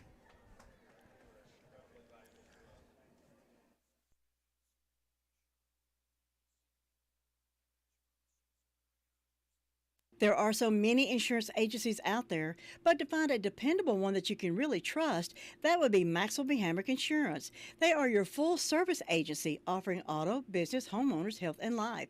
They are an independent agency that cares about their customers, and it shows. With Maxwell B. Hamrick Insurance, you are in good hands. Open Monday through Friday, 9 to 5, with 2 locations to serve you. 719 South Lafayette Street in Shelby at 704-480-7288 or 116 North Main Street in Boiling Springs at 704-434-7867. Maxwell B. Hamrick Insurance Agency, serving one satisfied customer at a time. Robbins Auto Parts is your auto parts headquarters, located at 1891 Harris Henrietta Road in Henrietta. They're your team of professional auto parts dealers for Rutherford County. They have a commitment to serving their customers with the auto parts they need, both new and used. Open Monday through Friday from 8 to 5. Visit them today at 1891 Harris Henrietta Road in Henrietta or call them at 828-657-5732. Robbins Auto Parts keeps you rolling. Wayne's Lunchbox can satisfy the pickiest of eaters at lunch or dinner or supper, whatever you want to call it. You can enjoy salads, sandwiches, a limited meat and veggie menu at lunchtime, and then for supper, your choice of a meat and vegetables. Call on Wayne's for any catering event that you may have, offering catering service, so stop by 391 East Main Street in Spindale. Call 828-395-2225. Open Monday through Thursday, 11 until 2, for supper, 3 until 7. Spring has sprung, and the folks at Tri-City Outdoor Power Equipment are ready to play ball. Come out and see the all-star lineup of Spartan mowers, Husqvarna saws, and Red Max blowers and trimmers, with financing available. Tri-City Outdoor Power Equipment has all the bases covered with a full inventory of seed, fertilizer, and bulk landscape supplies, and they deliver. So slide on into Tri-City Outdoor Power Equipment at 221 Daniel Road in Forest City, or call 828-287-8778. And go Braves! One of the Carolina's leading bark mulch manufacturers is Spindale Mulch. They carry double ground pine bark mulch, color-enriched hardwood mulch, topsoil, compost, premium potting mixes, aged pine bark, and best start garden soil. Also certified playground material mulch. These mulches are high-quality Appalachian bark that is blended for best performances. They also carry river rock, stone, and gravel. Open Monday through Friday, 8 to 5, Saturdays, 8 to 12. Call 287-3561, Spindale Mulch Company, 325 Spindale Street in Spindale. Sis Ford, located on Oak Street in Forest City, is now Legendary Ford. Still locally owned and still offering the same local hometown service as always. The new family at Legendary Ford is working hard to prove to you that they want your business. So stop by today and see the large selection of cars, SUVs, and trucks on the lot, and let the guys at Legendary Ford help you choose the perfect vehicle that best fits you and your family. Visit them at 565 Oak Street in Forest City or visit the website at www.legendaryford.com. At Vive, we're celebrating this season by giving our customers more speed and better Wi-Fi, so more families and more devices can stay more connected with Vive's fiber-powered network. Right now, get our high-speed 105 megabits per second internet for only $29.99 a month for the first 3 months when you auto-pay, plus free installation when you order online. Sign up today at vivebroadband.com and get more with Vive. Offer ends December 31st, 2023. Not available in all areas. Modem, certain installations, taxes, and fees extra. Subject to data plan. Visit vivebroadband.com for all restrictions. BAM is the sound of our Rutherford County teams pounding the lines this season. It's also the call letters of brick and mortar marketing. Based in Rutherford County, BAM LLC is here to serve local retailers, even schools and churches, with on-site event support. With spin-to-win wheels, popcorn machines, our 8-foot inflatables Handy Randy and barbecue, and MC and Facebook Live video support, BAM LLC can help make your event memorable. And be sure to watch for Bam Bam, the little truck that could, at the local Christmas parades this year. Share your photo of Bam Bam on our Facebook page for prizes. Call 713-9061 today for your brick and mortar business partner, BAM LLC. We'd like to welcome you back to Football Friday Night with Rick and Randy here on WCAB as we come back with the Trojans leading 21-7 over the RS Central Hilltoppers. We are preparing here to start as each team is warming up and getting prepared for the second half. They have like 2 minutes and 40 seconds remaining before they have to kick this off or prepare to kick this off. I just would like to mention that we would like to welcome you to Florence Baptist Church on November the 5th all the way through the 8th, I think it is, if I can find my calendar here, for revival. And revival is going to be there. It's going to actually be Billy Graham's grandson is going to be speaking, and he will be there. Like I say, it is from the 5th through the 8th. That's Sunday through Wednesday in November, from November the 5th through November the 8th. Revival at Florence Baptist Church. Just like to invite you there personally. That's where I attend, and I just wanted to invite you too, Coach, to come to Revival at Florence Baptist Church on November the 5th through the 8th. Billy Graham's grandson will be speaking. That's good. So that'll be an awesome experience. But we are here at the Trojans Stadium, which is actually Allen Stadium, and I'm looking down here at looks as the name off the top of the field house has been removed. It's still Allen McGee to get on the side. It's Allen McGee. I just wondered where it might be. Yeah, I can see it now in front of that car. But it's Allen McGee field house.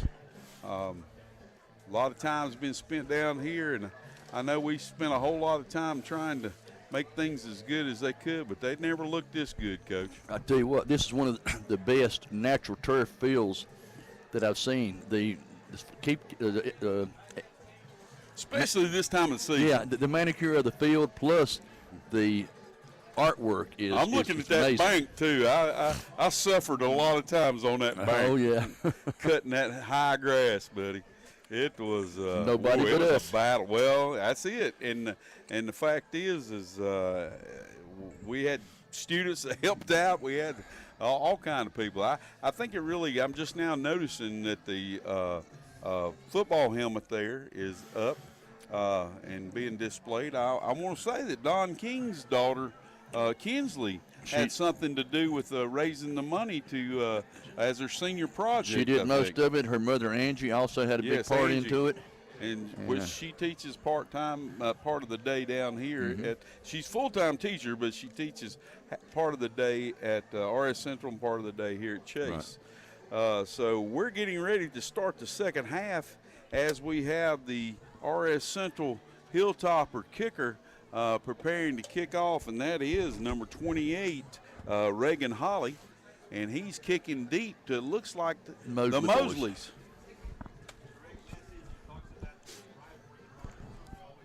Kicked it. I think he'll try to kick it as deep as he can. He don't want to kick it to Frazier, I don't think. No, I don't think so. So, and they got the running back, number 10 is there, the Dejan. He's there at the up back too. So yeah, they've got 6 guys who can run. And we're waiting right now. The TV timeouts and things that are taking place here with my 40.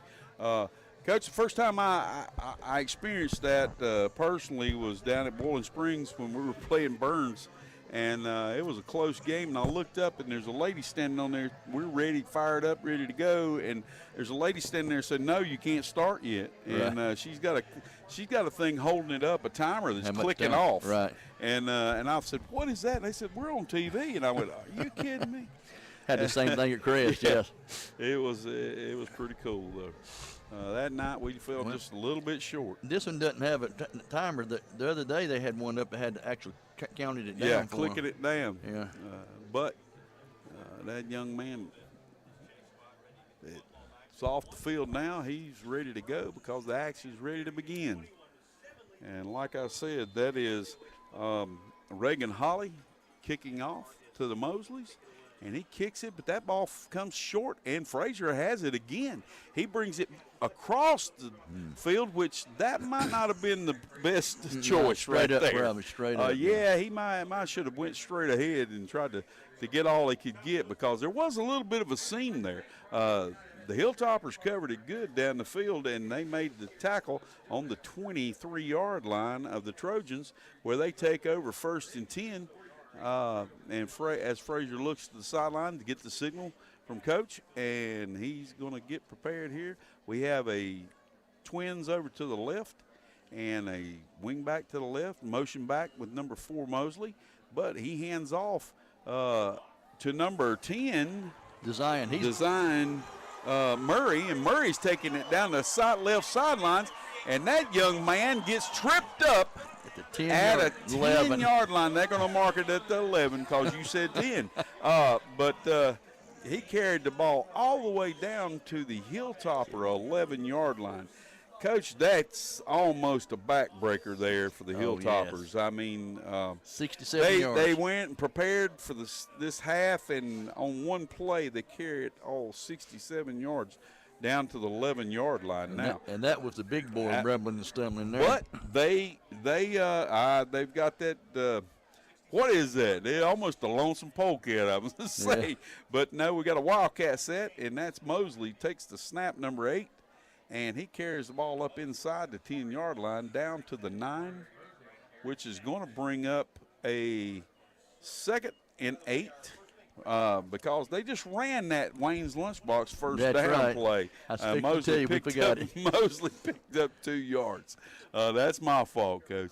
Frazier's getting the signals from the sideline, and the Hilltoppers preparing to try to stop. They need another big play like they had at that one series.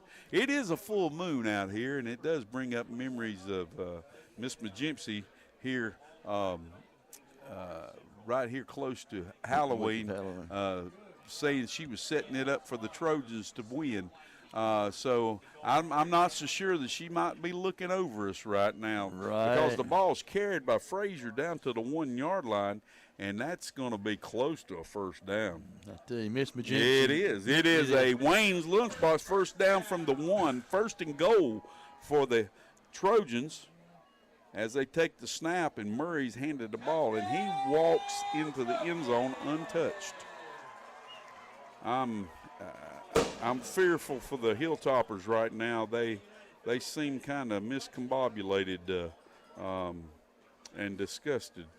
I hope that doesn't just fall apart because this could get out of hand in a hurry. Right. That was 4 plays for 78 yards. Yes, sir, on the drive. And the Hilltoppers lining up to try to block the kick. And that is number 85 up with the kick as Frazier holds. And that was Jordan Heron with the extra point. And that brings the score to 28 for Chase and 7 for the Hilltoppers with 10:09 remaining in the third quarter. And we'll be right back at a 30-second break for Football Friday Night with Rick and Randy here on WCAB. There are so many insurance agencies out there, but to find a dependable one that you can really trust, that would be Maxwell B. Hamrick Insurance. They are your full-service agency offering auto, business, homeowners, health, and life. They are an independent agency that cares about their customers, and it shows. With Maxwell B. Hamrick Insurance, you are in good hands. Open Monday through Friday, 9 to 5, with 2 locations to serve you. 719 South Lafayette Street in Shelby at 704-480-7288 or 116 North Main Street in Boiling Springs at 704-434-7867. Maxwell B. Hamrick Insurance Agency, serving one satisfied customer at a time. Robbins Auto Parts is your auto parts headquarters, located at 1891 Harris Henrietta Road in Henrietta.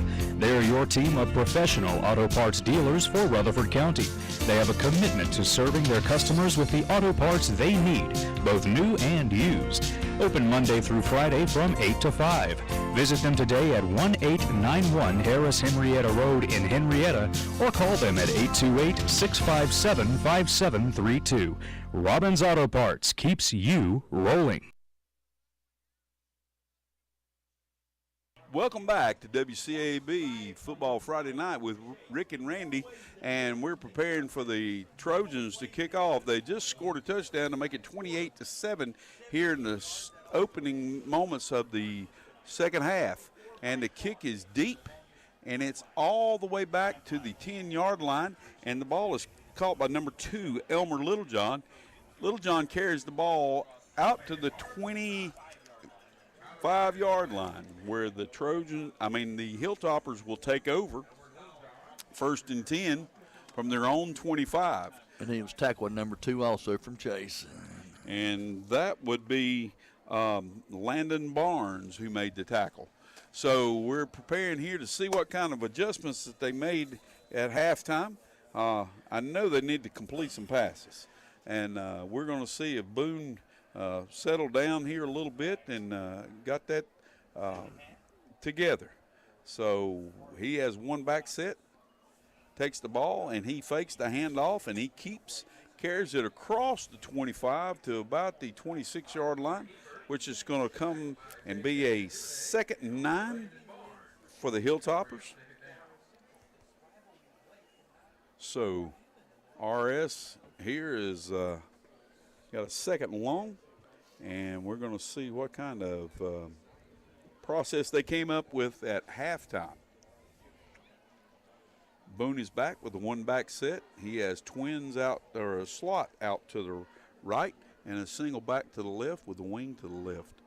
Ball's back, and he quick pitches to number 10, which is Elijah Guzman. And Guzman carries the ball for maybe a yard gain himself, maybe a yard and a half. They're going to mark it at the 28-yard line, so that's going to bring up 3rd and 7.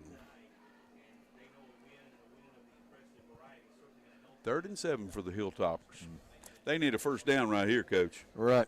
They sure do. Like I said, we just talked about halftime. Chase is up on them right now, ready for the run, and so they're not getting all those corner runs on them right now. Absolutely.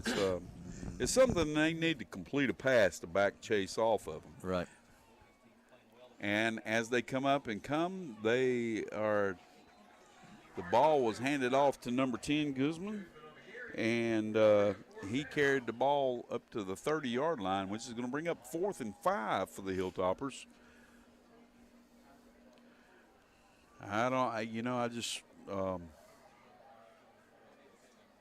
This reminds me a little bit of how the Chesney game went for the Hilltoppers, Coach. Correct. We have number 28. The kicker is back to punt, and that is Reagan Holly. Holly is back, and he kicks the ball. It's a pretty decent kick. It's going to roll inside the 40-yard line down to the 38, and it goes out of bounds, where the Trojans will take over 1st and 10 on their own 38-yard line.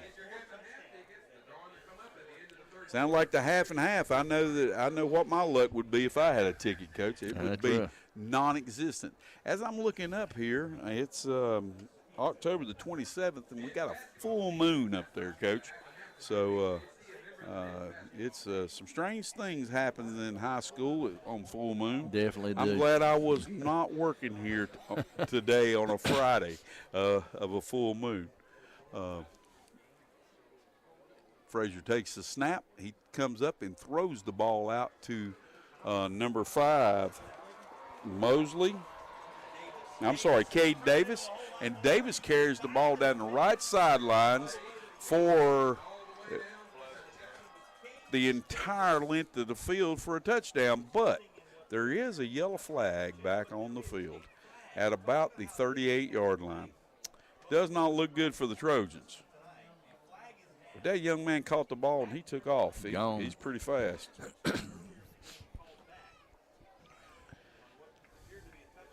Ineligible downfield. Ineligible receiver. And that is, it's just the name of the game here with the RPO situation. The linemen are taught to hit and then work to the second level so that they can block, because they don't know which way the running back's going to run. Right. If you're going to go inside, outside, he's just going to go to daylight. But in that case, there was no daylight inside. It was all to the outside, and Davis carried it the distance. So as Frazier, they moved the ball back 5 yards. That means a 1st and 15 for the Trojans as they are back to their 33-yard line. They prepare for the snap, and Frazier is ready with a one-back set. He has not Mosley, but he has Murray to his right. And Frazier keeps the ball. He may have picked up a yard, Coach. Got one, that's it, yep. He got to the 34-yard line, which is going to bring up a second. And it looks like 14 to go.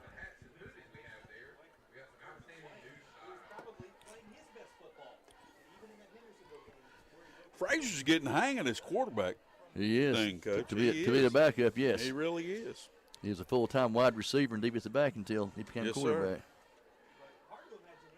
I mean, I'm sure he's going to get better every time. And he carries the ball up to the 40-yard line. He's getting a lot of reps at running the ball. Yes, definitely. All right, 3rd down and 8 from your own 40. Brings up 3rd and 8. See what the Trojans have in their bag of tricks here. Murray's to his right, and Frazier is back. The linemen come back again from the line. They have not got set. Well, slot formation to the left and a slot to the right. One back to the left. Ball's back. Frazier throws the ball, bubble screen to the inside. That's Mosley. And Mosley appears to be able to take that ball the distance. That's a touchdown for the Trojans. 60 yards. That's a 60-yard score for the Trojans. And it just happens so quick for them. And I hate to say it, but the heads are down for the Hilltoppers. I'm hoping somebody will get over there and give them some encouragement and get them up, because if they could score a couple of touchdowns, Coach, they could make it believable that they could come back. And they could score quick too. They did. They did against East. Yeah. And that's the thing about it, is that they don't need to feel like they're down and out. They need to be able to play hard. There's 6:06 remaining in the 3rd quarter, and the ball is up, and it is kicked through. That is Jordan Heron, number 85, with the kick, and that brings the score. I know it hasn't changed on the scoreboard, but I think that's 35, isn't it, Coach? Yes, sir. Yes, they just changed it. Yeah. 35-7 for the Trojans. So we're just going to stay here right now since I'm stuttering so much. I don't know if we can get 30 seconds in. Right. We'll just say that there's a little over 6 minutes to go in the 3rd quarter. 6:06. That's not a good number for us. I'm hoping that Coach Teague and Coach King and Coach Smith and a lot of other coaches that coached with us at that time, that they would catch that inside joke, because I'm not even going to talk about against it. RS Central. Yeah, against RS Central, but I don't even want to talk about it. Because that's turned out to be a detrimental play that turned the tide of the county championship. Right. So we'll skip that, Coach, and we'll just let that be a laugh that we have from time to time. Because you don't know how many times I've looked at my alarm clock and my watch, and it said 6:06. Oh, I have to. I'll turn away right quick, like when I see it that way. I know Coach Teague said he threw his into the lake when he read that the next week. He was down walking around just trying to get his mentally prepared for the game, and he saw his watch and he just threw it in the pond. Heron prepares to kick off for the Trojans. Man, he looks like he's kicked it deep. It looks like it's going to be over their head, and that ball is going to get to the end zone for a touchback. That's going to bring the ball out to the 20-yard line for the Hilltoppers. Is it 25 now in high school too? No, I'm sorry. No, you're right, 20 well, in I high thought school. that was college. But Yeah. in pro. So yeah, it's 20. Of course, I don't think you can call a fair catch and get it at the 25 in high school now. No. Yeah, they can call fair catch, but they're going to get it where they catch it. That's right. So it's from the 20. It'll be 1st and 10 for the Hilltoppers. We have Boone back there, which has been having some great plays. And he has, I can't see which back that is. The young man takes it, and he sprints out across the 25-yard line down to the 26, it appears. That's number 5 for RS Central, Carlin McIntyre. McIntyre carries the ball. That's a good carry right there, Coach. 6-yard gain. And to tell you the truth, he could have broke it for more if that one young man for Chase hadn't made the tackle. Oh, yeah. He closed it real quick. Like it could have been, a big play. That's what I'm saying is they have opportunities, and they don't need to be down and out. They just need to try to play it one play at a time and try to do things positive and try to get something going. So Boone is back to take the snap. He takes the snap, and he hands that ball off. Is that number 10? I think it's number 10, Guzman, Elijah Guzman. And he carries the ball up to the 29-yard line, which will be 3rd and 1 for the Hilltoppers. We have number 3, Levi Vogel coming in for the Hilltoppers. Appears that he's bringing the play in. Boone is back, number 9, to take the snap. Double wing, slot to the right, and wide split to the left. One-on-one situation. And Boone carries the ball up inside, and he's still going. He's still moving.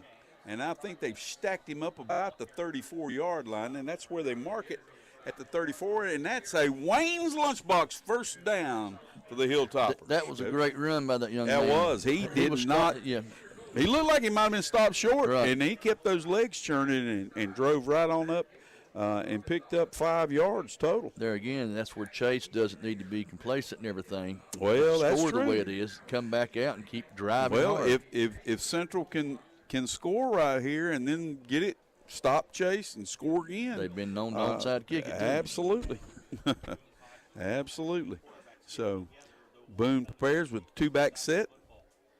Hard count. Nobody jumped. Ball snapped, and it's handed off to number 5, McIntyre. McIntyre carries the ball up for about a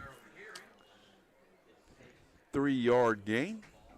And that's going to bring up a 2nd and 7 for the Hilltoppers from their own 37-yard line. Couple players out. I'm hoping a couple came in. I only saw one run in. Okay, number 2, Elmer Littlejohn split to the left. Got a bunch set over to the left. Now we have number 24 coming back to the right in motion. Take snap. The snap's handed off to number 7, Mason Connard, sophomore. Picked up about 2 yards on the play. Picked up 2. And that's going to bring up a 3rd and 5 for the Hilltoppers. One of those intermediate distance there that you could be run, could be passed. Could be either way, yeah. I sure wish they'd complete one. Just one. Make it interesting, just to make it interesting. Well, they're overloaded. The guy on the end line scrimmage. They've tried so hard. That's why. What. They don't have an eligible player back here at all. No. Number-wise, anyway. Right. They have a last man on the line of scrimmage, but his number is not an eligible number unless he checked in. If he checked in. We have a timeout here. Is that a Hilltopper timeout? I didn't notice which one they called off of that. But there is a timeout here, and we have a TV timeout. So we're going to take a 30-second break here for Football Friday Night on WCAB with Rick and Randy, with the Trojans leading 35 over the Hilltoppers 7. Be right back in 30 seconds. Wayne's Lunchbox can satisfy the pickiest of eaters at lunch or dinner or supper, whatever you want to call it. You can enjoy salads, sandwiches, a limited meat and veggie menu at lunchtime, and then for supper, your choice of a meat and vegetables. Call on Wayne's for any catering event that you may have, offering catering service, so stop by 391 East Main Street in Spindale. Call 828-395-2225. Open Monday through Thursday, 11 until 2, for supper, 3 until 7. The music's on us on WCAB.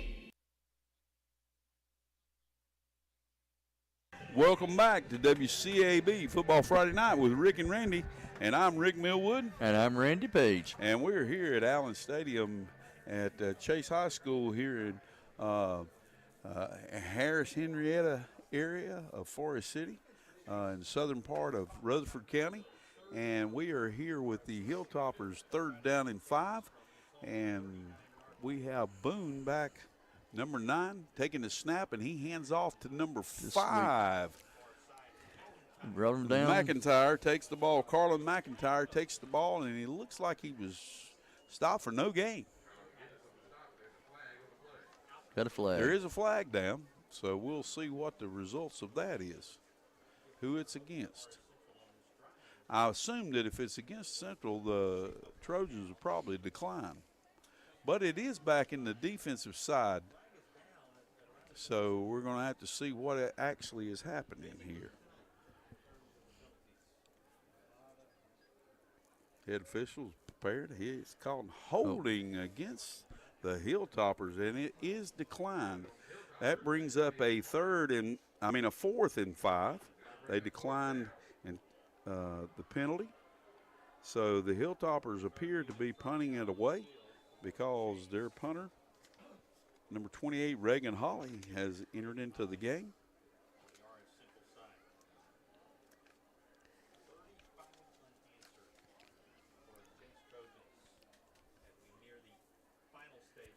And the ball is up, and it's kicked about to the 40 and bounces, and it's taken a Hilltopper roll all the way just on the other side of the 35-yard line, where it appears that the Trojans will take over 1st and 10 from their own 35 with 1:58 remaining in the 3rd down, and that third quarter. I'm sorry, not 3rd down.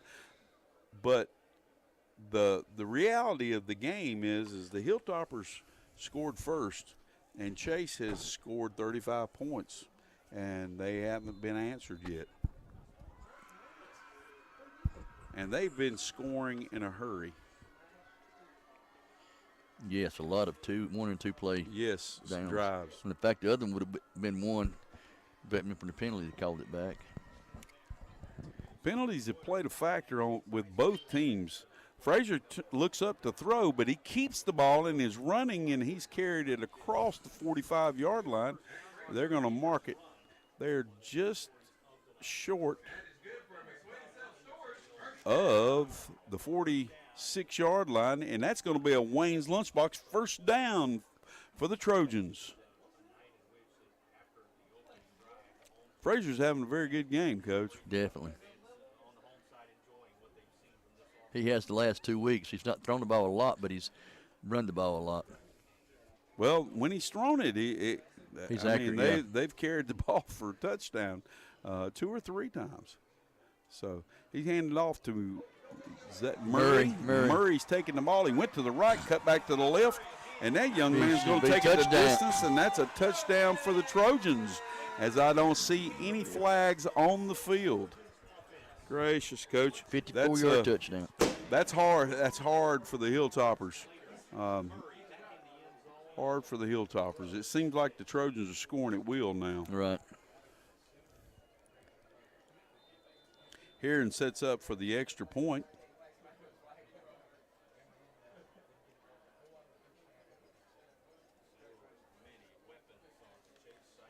And Chase seems to have shown us what their potential has been all year. And the ball, wow, I do not know why that was not blocked, because number 2, who was Elmer Littlejohn, was right on top of the ball, and how Heron got that ball off. But that brings the score to 42 for Chase and 7 for RI Central, with 1:10 remaining in the 3rd quarter here. And we're going to take a 30-second break and be right back with Football Friday Night with Rick and Randy on WCAB, with the Trojans leading 42-7.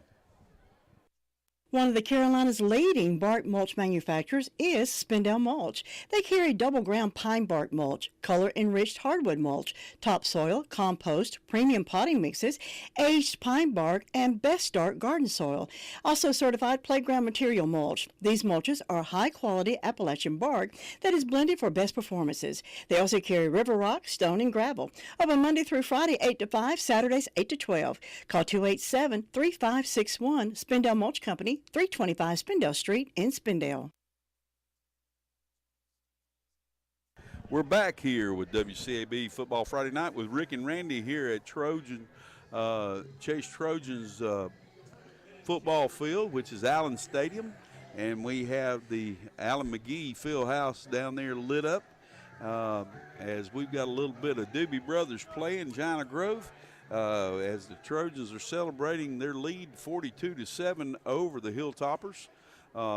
As we were talking in the break, it just seems like the Hilltoppers, once they break loose, they just don't have the speed to be able to catch up with them and be able to tackle them. Heron prepares to kick off, and he kicks the ball deep, and it is over the head of number 12, Jordan Hulse, and that will be a touchback. Be all sides. But it was all sides against the Trojans. The new rule, you got to have 5 on each side of the kicker. Yes, sir. Chase had one move over right before the kick and made it 4 and 6. What sense did that make? I don't know. But I mean, onside kicking, I didn't understand. He might have just got confused. Yeah. It may be that they've put some guys in that haven't been used to being on the kickoff with the score being 42-7 and make sure they get everybody in. I'm looking to see if I can see my young man that I'm looking for that I talked to his mother earlier, Lucas Bright, to see if he gets in the game. And so he have an opportunity to make a play. And the ball is fielded by number 12, Jordan Hulse, and he runs the ball across the field and all the way to the left side outside the numbers, and he is taken down. Looks like the 24-yard line. They're going to call it all the way out to the 25. They mark it at 25. They must have hit him there and drove him back with progress. So the Hilltoppers will take over. I don't see much change in their personnel. And right now I'm not seeing much change in Chase's. Looks like all their starters are still in. Yeah, they won't until the fourth quarter probably starts, won't until the fourth quarter. But there's 1 minute remaining in the third quarter as Boone takes it. And there's balls on the ground, but Boone covers it back up. And there's a loss of about 2 yards. That's going to make it second down and 12. That looked like the old Wake Forest slow. But neither one of them really took control of the ball. The clock is ticking down here 35 seconds. And when we run out of the third quarter, we're going to take a 1 minute break, and we'll be back. Boone prepares for second and 12, and he hands the ball off to number 10, and that is Elijah Guzman. And the ball is down for a third down and 8. And I think that the clock is going to run out, and we're going to start the fourth quarter. We'll be back in 1 minute with the Chase Trojans leading 42-7 over the RS Central Hilltoppers. We'll be back with Football Friday Night with Rick and Randy on WCAB. Spring has sprung, and the folks at Tri-City Outdoor Power Equipment are ready to play ball. They're the area's newest Bobcat equipment dealer, with tractors, mowers, UTVs, and more arriving daily. Tri-City Outdoor Power Equipment has all the bases covered with a full inventory of seed, fertilizer, and bulk landscape supplies, and they deliver. So slide on in to Tri-City Outdoor Power Equipment at 221 Daniel Road in Forest City, or call 828-287-8778, and go Braves. Are you turning 65, or are you losing group health insurance? Give us a call at Insurance Service Associates. My name is Dwayne Hunt, and I represent all the coverages for Medicare Advantage, Medicare supplements, prescription drug plans, and major medical. Give us a call at 245-5301 and let us see what we can do for you. Or drop by the office at 245 East Main Street in Forest City. That's Insurance Service Associates. Welcome back to Allen Stadium here at Chase High School as the Trojans of Chase are battling the RS Central Hilltoppers tonight and final game of the regular season as we prepare to see who may make the playoffs and who doesn't. This is the only game in the county as Chase is ahead right now, starting of the fourth quarter by a score of 42-7. Coach, you have any other scores right now? Give me just a second. We're having to do it on our phones now, so it's a little behind. So what's the billboard right now? This is true. So we're looking here at our score stream, and I'm looking for it to come up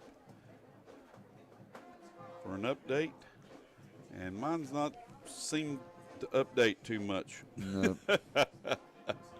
Oh, like I say, we have the My 40 is covering the game, and my wife just texted me to let me know that. As we're sitting right next to the My 40 gentlemen, and they're covering the game, and we are preparing here for a third down play, 3rd and 8 for the Hilltoppers as they are on their own 27-yard line.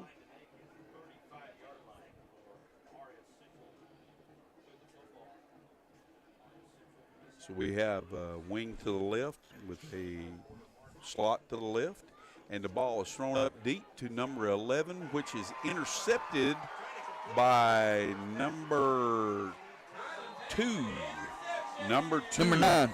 Number 9. Number 9? Number 9. Number 9 is Tylen Payne. Tylen Payne intercepted the ball, and he brought it all the way back to the 20. I'm trying to see where they're going to mark it. Wow. 31-yard line. Went out of bounds where the Trojans take over with Frazier and company. He has Murray out to his right, Mosley to the right, and Mosley to the left.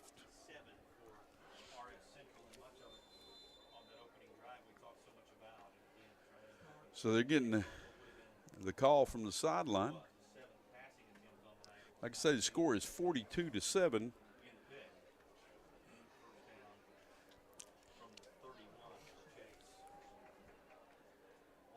Frazier's preparing.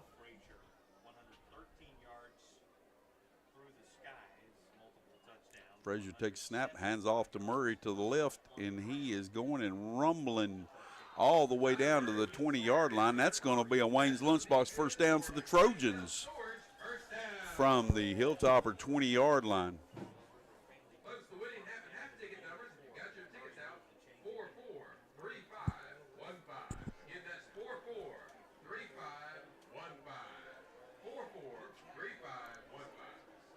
Right now, the way it looks, Coach, is like the Hilltoppers are outmatched a little bit. Right.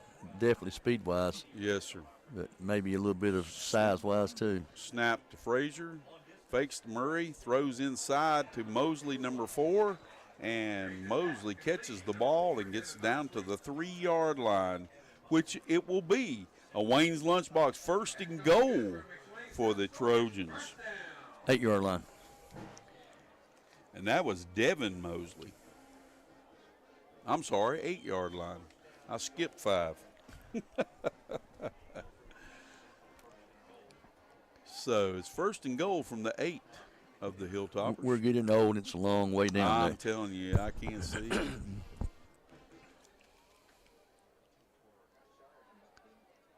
2 comes in motion, sets up at tight end on the left side.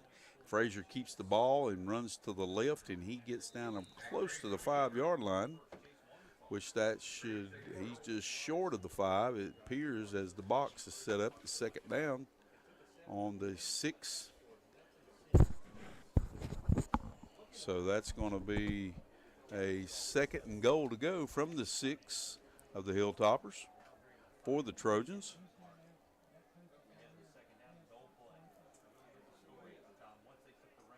Murray sets up to the right of Frazier. Frazier's in the shotgun, prepared to take the snap. And we have wow, that's an overload set to the right. And Frazier takes the ball inside, and he reaches out. Not so sure that his knee wasn't down before he reached out with the ball. They're going to mark it about half a yard from the goal line, and they set up really quick, and Frazier ready to take the snap, and he does take the snap, and he hands that ball inside to Murray, and Murray takes the ball and is not touched for a touchdown. That's going to bring it to 48 for the Trojans and 7 for RS Central. And it just seems to be a rout now, Coach.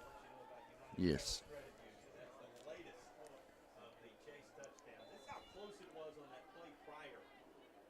They started the game out, seemed very equal at the first of the game. They were battling back and forth, and each one had 7, and they fought through that first quarter, but the second quarter it just opened up, and Chase just started getting more steam. Right, yeah, especially whenever it turned into. And the kick is up by Heron, and it is good. When it went to 21 points, it just everything shifted. RS really didn't have many big plays left in them after that. They had one. They won't mark that thing. It's actually 49 now for Chase and 7 for RS Central. They don't ring it up until after a point after is put up. But that's why I said 42. But it's actually 49 now for the Trojans and 7 for RS Central. I'm sorry, I didn't mean to cut you off. That's Coach. no problem. It's do have a couple updates here, and that is got the Crest and Kings Mountain is 19 for Crest, 14 for Kings Mountain in the third quarter. Hendersonville is 42, Patton 13 in the fourth quarter. Huss is beating Ashbrook 9-3. Clover, South Carolina, is over Rock Hill 54-14 in the fourth quarter.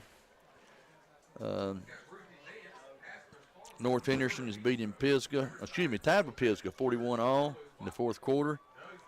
South Point is beating North Gaston 28-14. Chapman is beating Broome 35-28. The Brevard and Polk County game in the fourth quarter is Brevard's 42, Polk County is 14. Madison is losing to Owen at third quarter, 28-21. Smoky Mountain over East Henderson, 36-24 in the third quarter. Liberty is now beating Chesney, 28-27. And Lincoln is winning over West Lincoln, 19-17. Now we're ready for the kickoff. And that would be number 85, Heron, preparing to kick off to the Hilltoppers. Hilltoppers need something good to happen for them.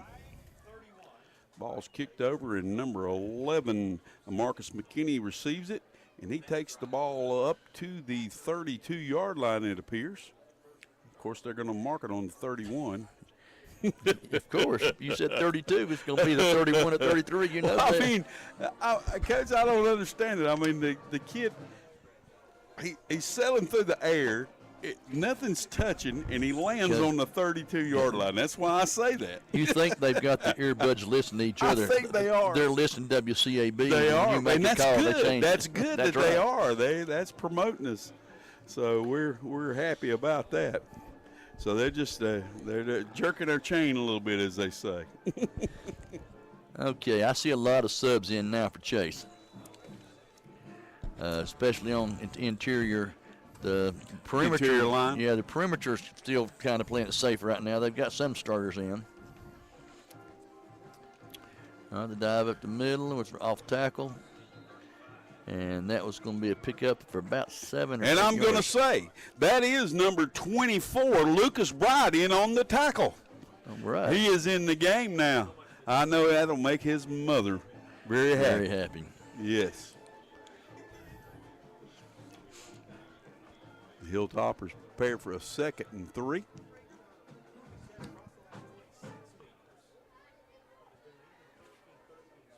Second and 2.5, maybe. So the Hilltoppers come to the line with 7:49 remaining. Full moon out here on the 27th of October. And that's ball is handed off from Boone, and that ball was carried by number 11, Marcus McKinney. And he carried it all the way up to the 45-yard line of the Hilltoppers, and that will be a Wayne's Lunchbox first down for the Hilltoppers.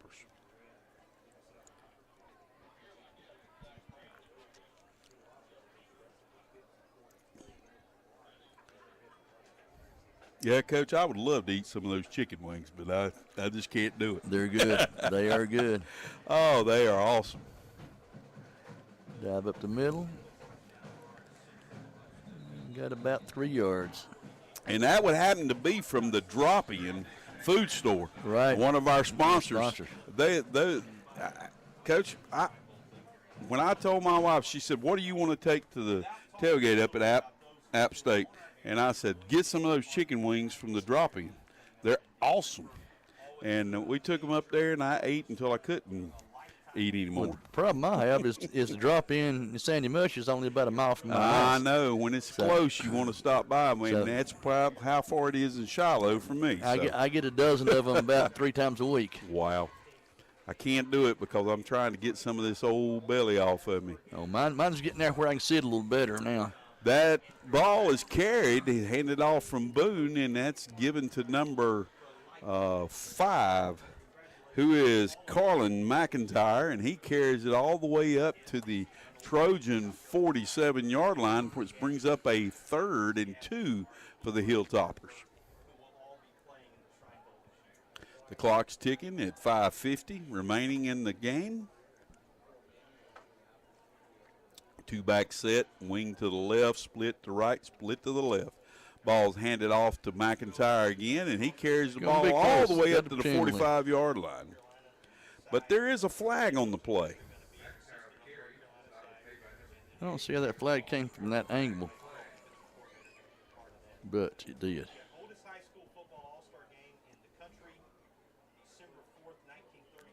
The call. Personal foul, face masking against the Trojans. We have some young men that are in there that are playing right now, that they're being aggressive because they don't get quite as much playing time as the starters do.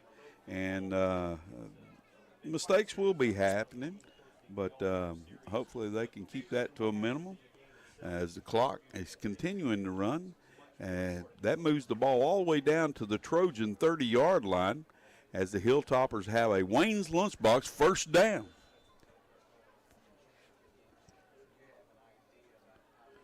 Boone takes the snap. He hands off to McIntyre again. Takes the ball all the way up to the 21-yard line, it appears. Nope, they're going to mark it at 22. They did that again. About an 8-yard gain. Brings up 2nd and 2 for the Hilltoppers. I see a lot more of the Chase second team coming in now, so I don't see any. I think one starter's all I see in there at all. That's one of the safeties.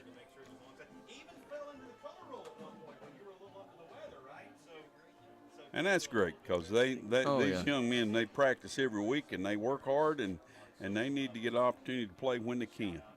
And the ball is handed off from Boone to number 5, McIntyre. He carries the ball across the 20-yard line, which is going to be a Wayne's Lunchbox first down for the Hilltoppers. The clock is still running at 4:15 remaining in the game. When the RS Central is young, and believe it or not, with Chase having 12 numbers, only 3 of them are starters out there, so they're still young also. Well, and I wonder how many of these is the circle of seniors that are around the Trojan head in the center, which is, I mean, it really looks great how they did that, and I think Coach Bailey probably had something to do with that. Right. He's pretty remarkable how he can paint freehand especially. but he has, we got 1, 2, 3, 4, 5, 6, 7, 8, 9, 10, 11, 12, 13 seniors on Chase. I know all of them aren't starters, but there's probably a good bit of them that are. Three of them. I thought Ball's the coach pitched did. out to McKinney, and he takes the ball inside the 15-yard line down to the, looks like 14 where they're going to mark it, which is going to bring up a second and appears to be 4. Second and 4, yeah. Second and 4. But East Rutherford, all 4 of the county teams are very young. I mean, 3 or 4 starters on both sides of the ball is all they're losing. Exactly. So most everybody's coming back. So. Well, Chase seems to have the most seniors. They do. Out of anybody. And I asked the coach how many of them are starters, and they said 3. So I'm sure some of them getting a good playing time, though. There we go. The ball's handed off to number 10, it appeared to be. I might be wrong on that. 11. It actually was number 11, McKinney. Marcus McKinney. He carries the ball up to the, well, he kind of moved it back. I don't think there was any gain, so it's going to bring up a third. The clock moving. 2:15 remaining in the game. Boone prepares to take the snap and the shotgun with 2 backs set. Motion with the wing back to the left. Hands that ball off to McKinney. He carries the ball inside the 10-yard line all the way, looks like down to the 8, where they're going to mark it. And that's going to be a Wayne's Lunchbox first down for the Hilltoppers. Well, you know, first and goal. We're going to be talking after the game a little about playoffs. But the thing I don't like about it is this PowerPoints and everything, is that Chase would normally always have all their backups in anyway, which they do, but you could lose a ranking from, could lose 2 positions by letting them score. Well, and to me, what's not so nice about that is that it does not promote sportsmanship. Right. The Hilltoppers get in the end zone from the 8-yard line, and that young man that carried the ball in, I'm trying to get that number, and I think number 11, I think. No, I think it was a different young man that came in. That's number 14, isn't it? Number 14 is Josiah Coley, if I am correct. They're over there patting him on the back, and I'm trying to make sure that I get that number correct. It had a 4, yes. I don't know. It had a 4, I know. I was thinking it was a 14. The ball is up, and it is kicked, and that ball is good by Reagan Holly. And he had Boone with the hold. So that makes the score 49 for the Trojans and 14 for the Hilltoppers with 36.6 remaining in the game. This will bring Chase's record to, Coach, help me out. 7-3, which would give them a big leg up on the playoff picture. We anticipate that they will be in the playoffs, but we also the minimum requirement of winning 5 games. And they're ranked number 50 right now. Yes, so. out of the out state. Of 64, so yeah. Out of 64. So they have a good chance of being able to make it. It's just matter of fact how far each team has to travel. Right. I don't think that either one of them would be able to host a first-round playoff game at this point. I'm wondering what Brevard they'll probably host a game since they're the leader of their the conference champion. Yeah, they definitely, because they're overall 91. They lose a non-conference game. Not sure. Okay, I'm not sure if they're not, but I know they're undefeated. Let me see what I can find out here. And even though East Rutherford is the second place team in the conference, their overall record for their power rankings and everything will be lower. Yes, because of the record. Yeah. and I like I said, I don't understand all that. I don't either. But I just trust them. That's what it's going to be. I'm glad somebody does. All right, it's kicked off, kicked deep to the Trojans, and number 5 receives the ball, which is Carlin McIntyre, and he actually just rolls down on his own 9-yard line, and it appears to me that that's the ball game, folks. Referee has the ball. He's walking back to the center of the field where the Trojan head is, and that's going to end the score with Chase 49, RS Central 14, and we hope that our two teams that we know of for a fact from the county that will make it. I think there's some question if Thomas Jefferson may make the playoffs, possibly because of the 1A situation that they have there. There's not quite as many teams in the 1A part of in the state. Right. So that wraps up the game, and we're going to take a 3-minute break here, Coach, and then we'll be back with the stats and the finals, and we'll wrap it up here for Football Friday night with WCAB with Rick and Randy. And it's been a pleasure this regular season to be a part of this. We're not so sure if they'll ever want us back, but if they do, we'll be glad to be able to return, and hopefully we can improve as we go. We had a rough start to the season, and then we got some new equipment, and things improved with our sound. That didn't necessarily mean that it improved us, but it just improved the sound so everyone could hear what was happening. So congratulations to the Trojans tonight as they finished the season 7-3, and we know that the Hilltoppers are proud of their young men too that are on the team, and they're very young, and so hopefully they're going to be returning a lot of players and maybe get some help from the JV team and some people moving up that will be coming to the high school next year. So we'll take a quick break, and that is 49-14 with a Trojan victory, and we'll return to Football Friday night with Rick and Randy on WCAB. 3 minutes.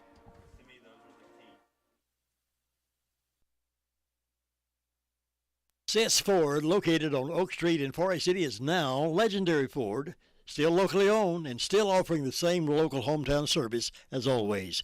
The new family at Legendary Ford is working hard to prove to you that they want your business. So stop by today and see the large selection of cars, SUVs, and trucks on the lot, and let the guys at Legendary Ford help you choose the perfect vehicle that best fits you and your family. Visit them at 565 Oak Street in Forest City, or visit the website at www.legendaryford.com, or call them at 245-1626. Are your auto insurance rates going too high? Most insurance rates have gone up, but Insurance Service Associates, we have one company that had just reduced some of its auto insurance rates. Many of our companies have changed their rating platforms to be able to offer more coverage for less money. That's what we try to do also. Call Insurance Service Associates for your auto and homeowners insurance. Insurance Service Associates, 245-5301, or drop by and see us at 245 East Main Street, Forest City. Spring has sprung, and the folks at Tri-City Outdoor Power Equipment are ready to play ball. Come out and see the all-star lineup of Spartan mowers, Husqvarna saws, and Red Max blowers and trimmers, with financing available. Tri-City Outdoor Power Equipment has all the bases covered with a full inventory of seed, fertilizer, and bulk landscape supplies, and they deliver. So slide on into Tri-City Outdoor Power Equipment at 221 Daniel Road in Forest City, or call 828-287-8778. And go Braves! One of the Carolina's leading bark mulch manufacturers is Spindell Mulch. They carry double ground pine bark mulch, color enriched hardwood mulch, topsoil, compost, premium potting mixes, aged pine bark, and best start garden soil. Also certified playground material mulch. These mulches are high quality Appalachian bark that is blended for best performances. They also carry river rock, stone, and gravel. Open Monday through Friday 8 to 5, Saturdays 8 to 12. Call 287-3561 Spindell Mulch Company, 325 Spindell Street in Spindell. There are so many insurance agencies out there, but to find a dependable one that you can really trust, that would be Maxwell B. Hamrick Insurance. They are your full-service agency offering auto, business, homeowners, health, and life. They are an independent agency that cares about their customers, and it shows. With Maxwell B. Hamrick Insurance, you are in good hands. Open Monday through Friday, 9 to 5, with 2 locations to serve you. 719 South Lafayette Street in Shelby at 704-480-7288 or 116 North Main Street in Boiling Springs at 704-434-7867. Maxwell B. Hamrick Insurance Agency, serving one satisfied customer at a time. Robbins Auto Parts is your auto parts headquarters, located at 1891 Harris Henrietta Road in Henrietta. They're your team of professional auto parts dealers for Rutherford County. They have a commitment to serving their customers with the auto parts they need, both new and used. Open Monday through Friday from 8 to 5. Visit them today at 1891 Harris Henrietta Road in Henrietta or call them at 828-657-5732. Robbins Auto Parts keeps you rolling.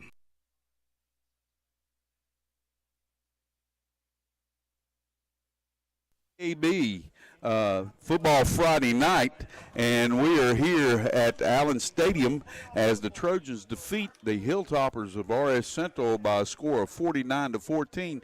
That was 49 unanswered points that Chase put up on the scoreboard, and then RS Central scored one right before the end of the game, and to make it a 49-14 game. Tonight, that has the RS Central, that should be, with their record, it would be 3-7 after tonight, and Chase will be 7-3 after tonight. So we're trying to make sure that we set up the scenario. East Rutherford is 5-5 at the end of their season, which they ended last week. Right now, the Trojans have just been presented the My 40 trophy for the game of the night, football Friday night that they have here. They have had this on live TV, and we're grateful to them for covering this too. And the Trojans received their trophy, and the Hilltoppers are across on their sideline talking it over and kind of mulling over their season. Parents and friends are down there from each team. Everything seems to be just ending up as they go. And I know congratulations on the Hilltoppers for their season.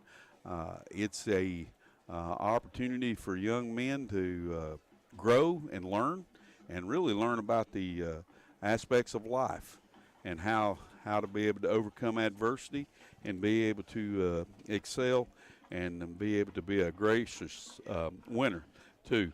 And we've seen that on the field by all of our teams here in the county, in Rutherford County.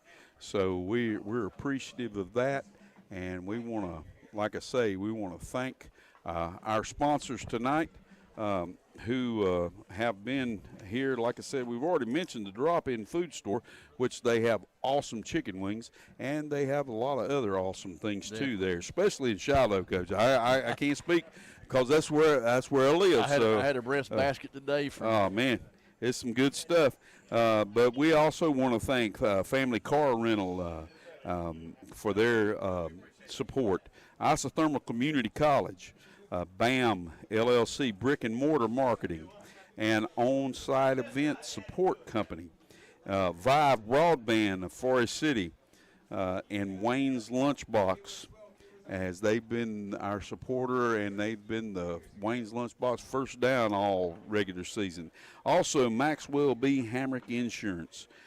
They have really been able to bring this forward and help us to complete this. This has been a learning experience for me, I know. Oh, definitely. And it has been an enjoyable thing. It's allowed me to get together with my friend Randy Page, and we have been able to rekindle a lot of good memories and things, and able to laugh about some that were not so good memories. It could be a situation where people didn't enjoy what we do at sometimes, but we enjoyed each other, and we hope you enjoyed what we do. I mean, like I said, we're new at it. I think Rick does a great job. I just kind of add comments. He's more of the play-by-play guy, but I hope you enjoyed it this year, and hopefully we get to go to the playoff game next week. We don't know yet. I'm hoping we will. Coach A, you've been here, and like I say, I told them that I would not do this if you didn't do it. Well, that's the same thing I told them when they mentioned your name. I said I would love to do it with Randy, because they'd mentioned that they were going to talk to you and speak to you about it, and I said, well, that's what got me fired up. I know I thought at first, when I was first asked about it, I thought, I'm not sure if I want to do that.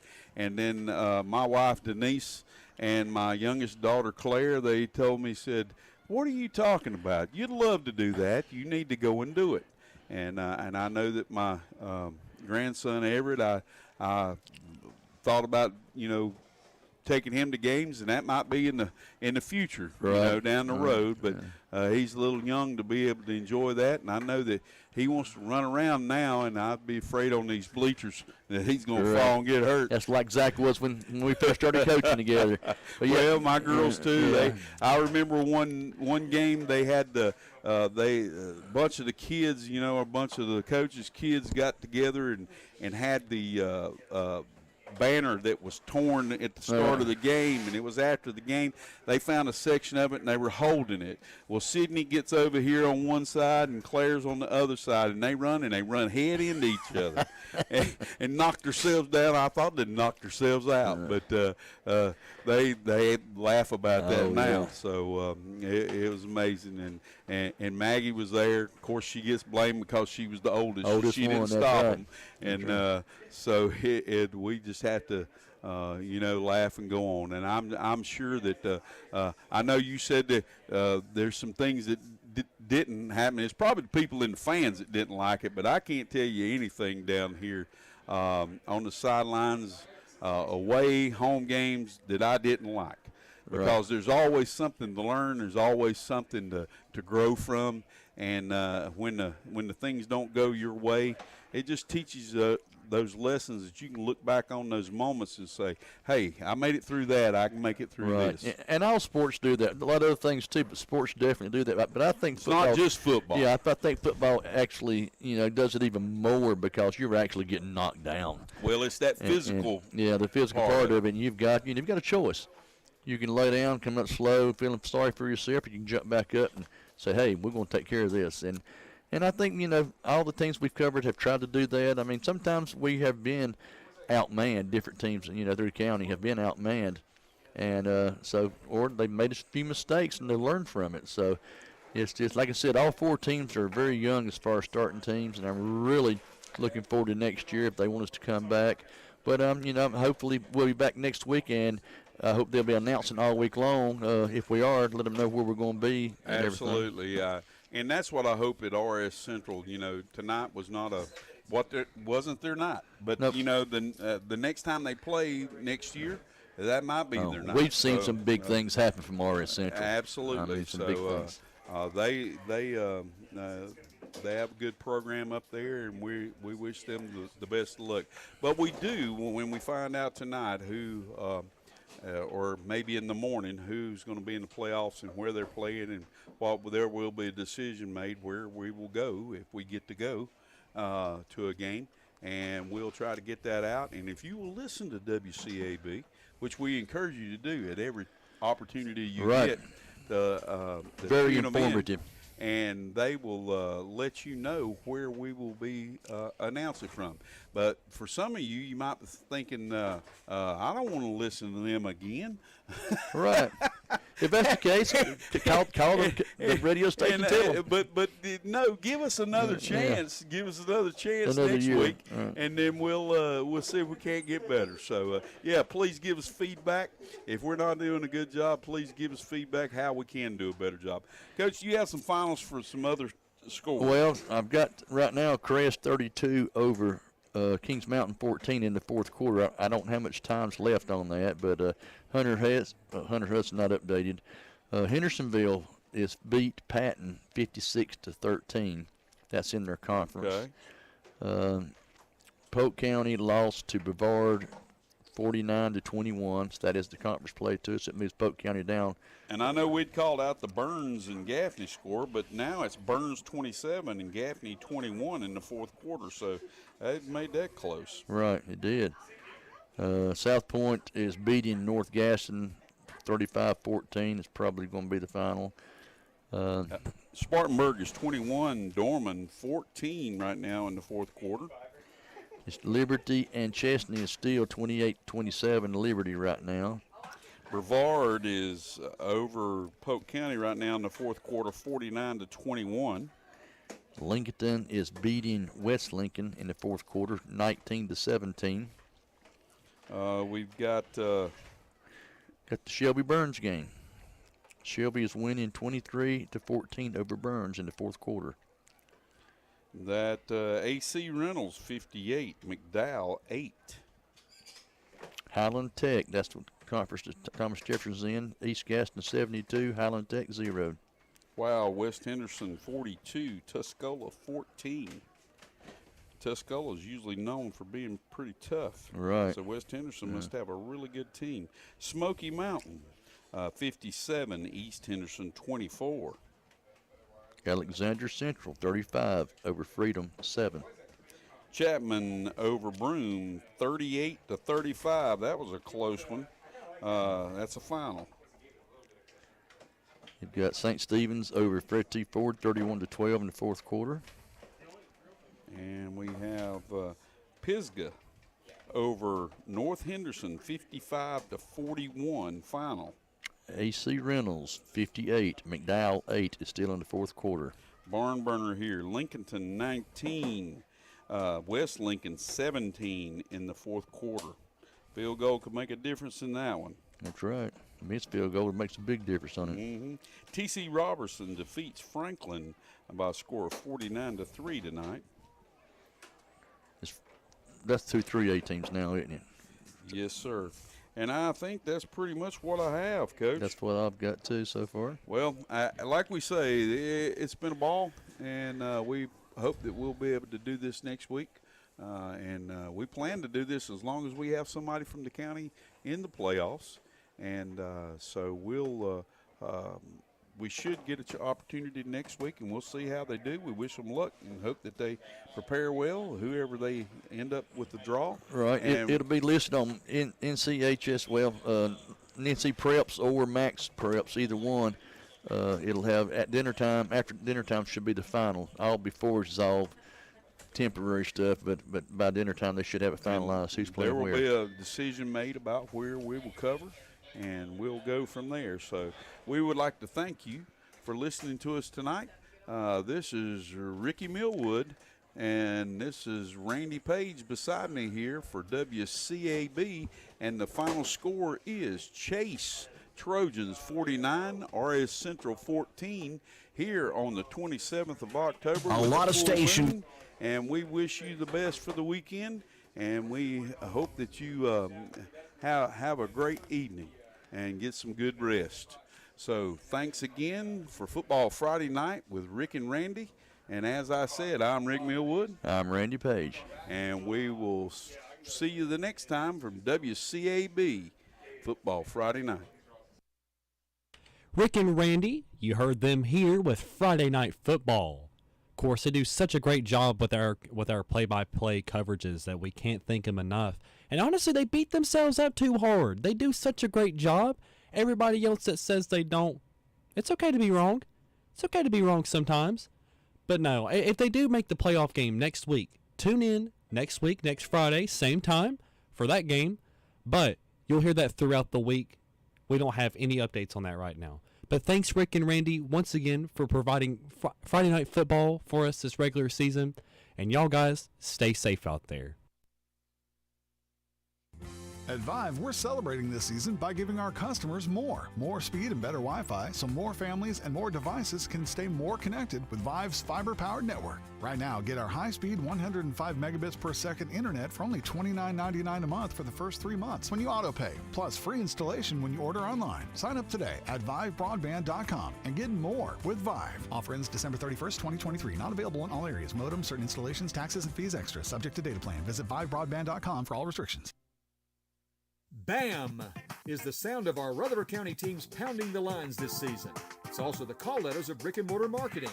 Based in Rutherford County, BAM LLC is here to serve local retailers, even schools and churches, with on-site event support. With spin-to-win wheels, popcorn machines, our 8-foot inflatables Handy Randy and barbecue, and MC and Facebook Live video support, BAM LLC can help make your event memorable. And be sure to watch for Bam Bam, the little truck that could, at the local Christmas parades this year. Share your photo of Bam Bam on our Facebook page for prizes. Call 713-9061 today for your brick and mortar business partner, BAM LLC. Get the first weather forecast at 6:05 here on 100.9 FM 590 AM WCAB Rutherfordton. I'm a happy man. I'm a happy man. Oh, whoa, whoa, whoa, whoa, my baby, yeah. You look so good. Yeah, yeah, yeah, yeah, my baby, yeah. Just like I knew you would. Tonight when we go out, I'll feel so proud. Walking hand in hand down the lover lane. And I love you, baby. I love you so. Oh, whoa, whoa, whoa, whoa, my baby. Of this you know, 'cause I'm a happy man.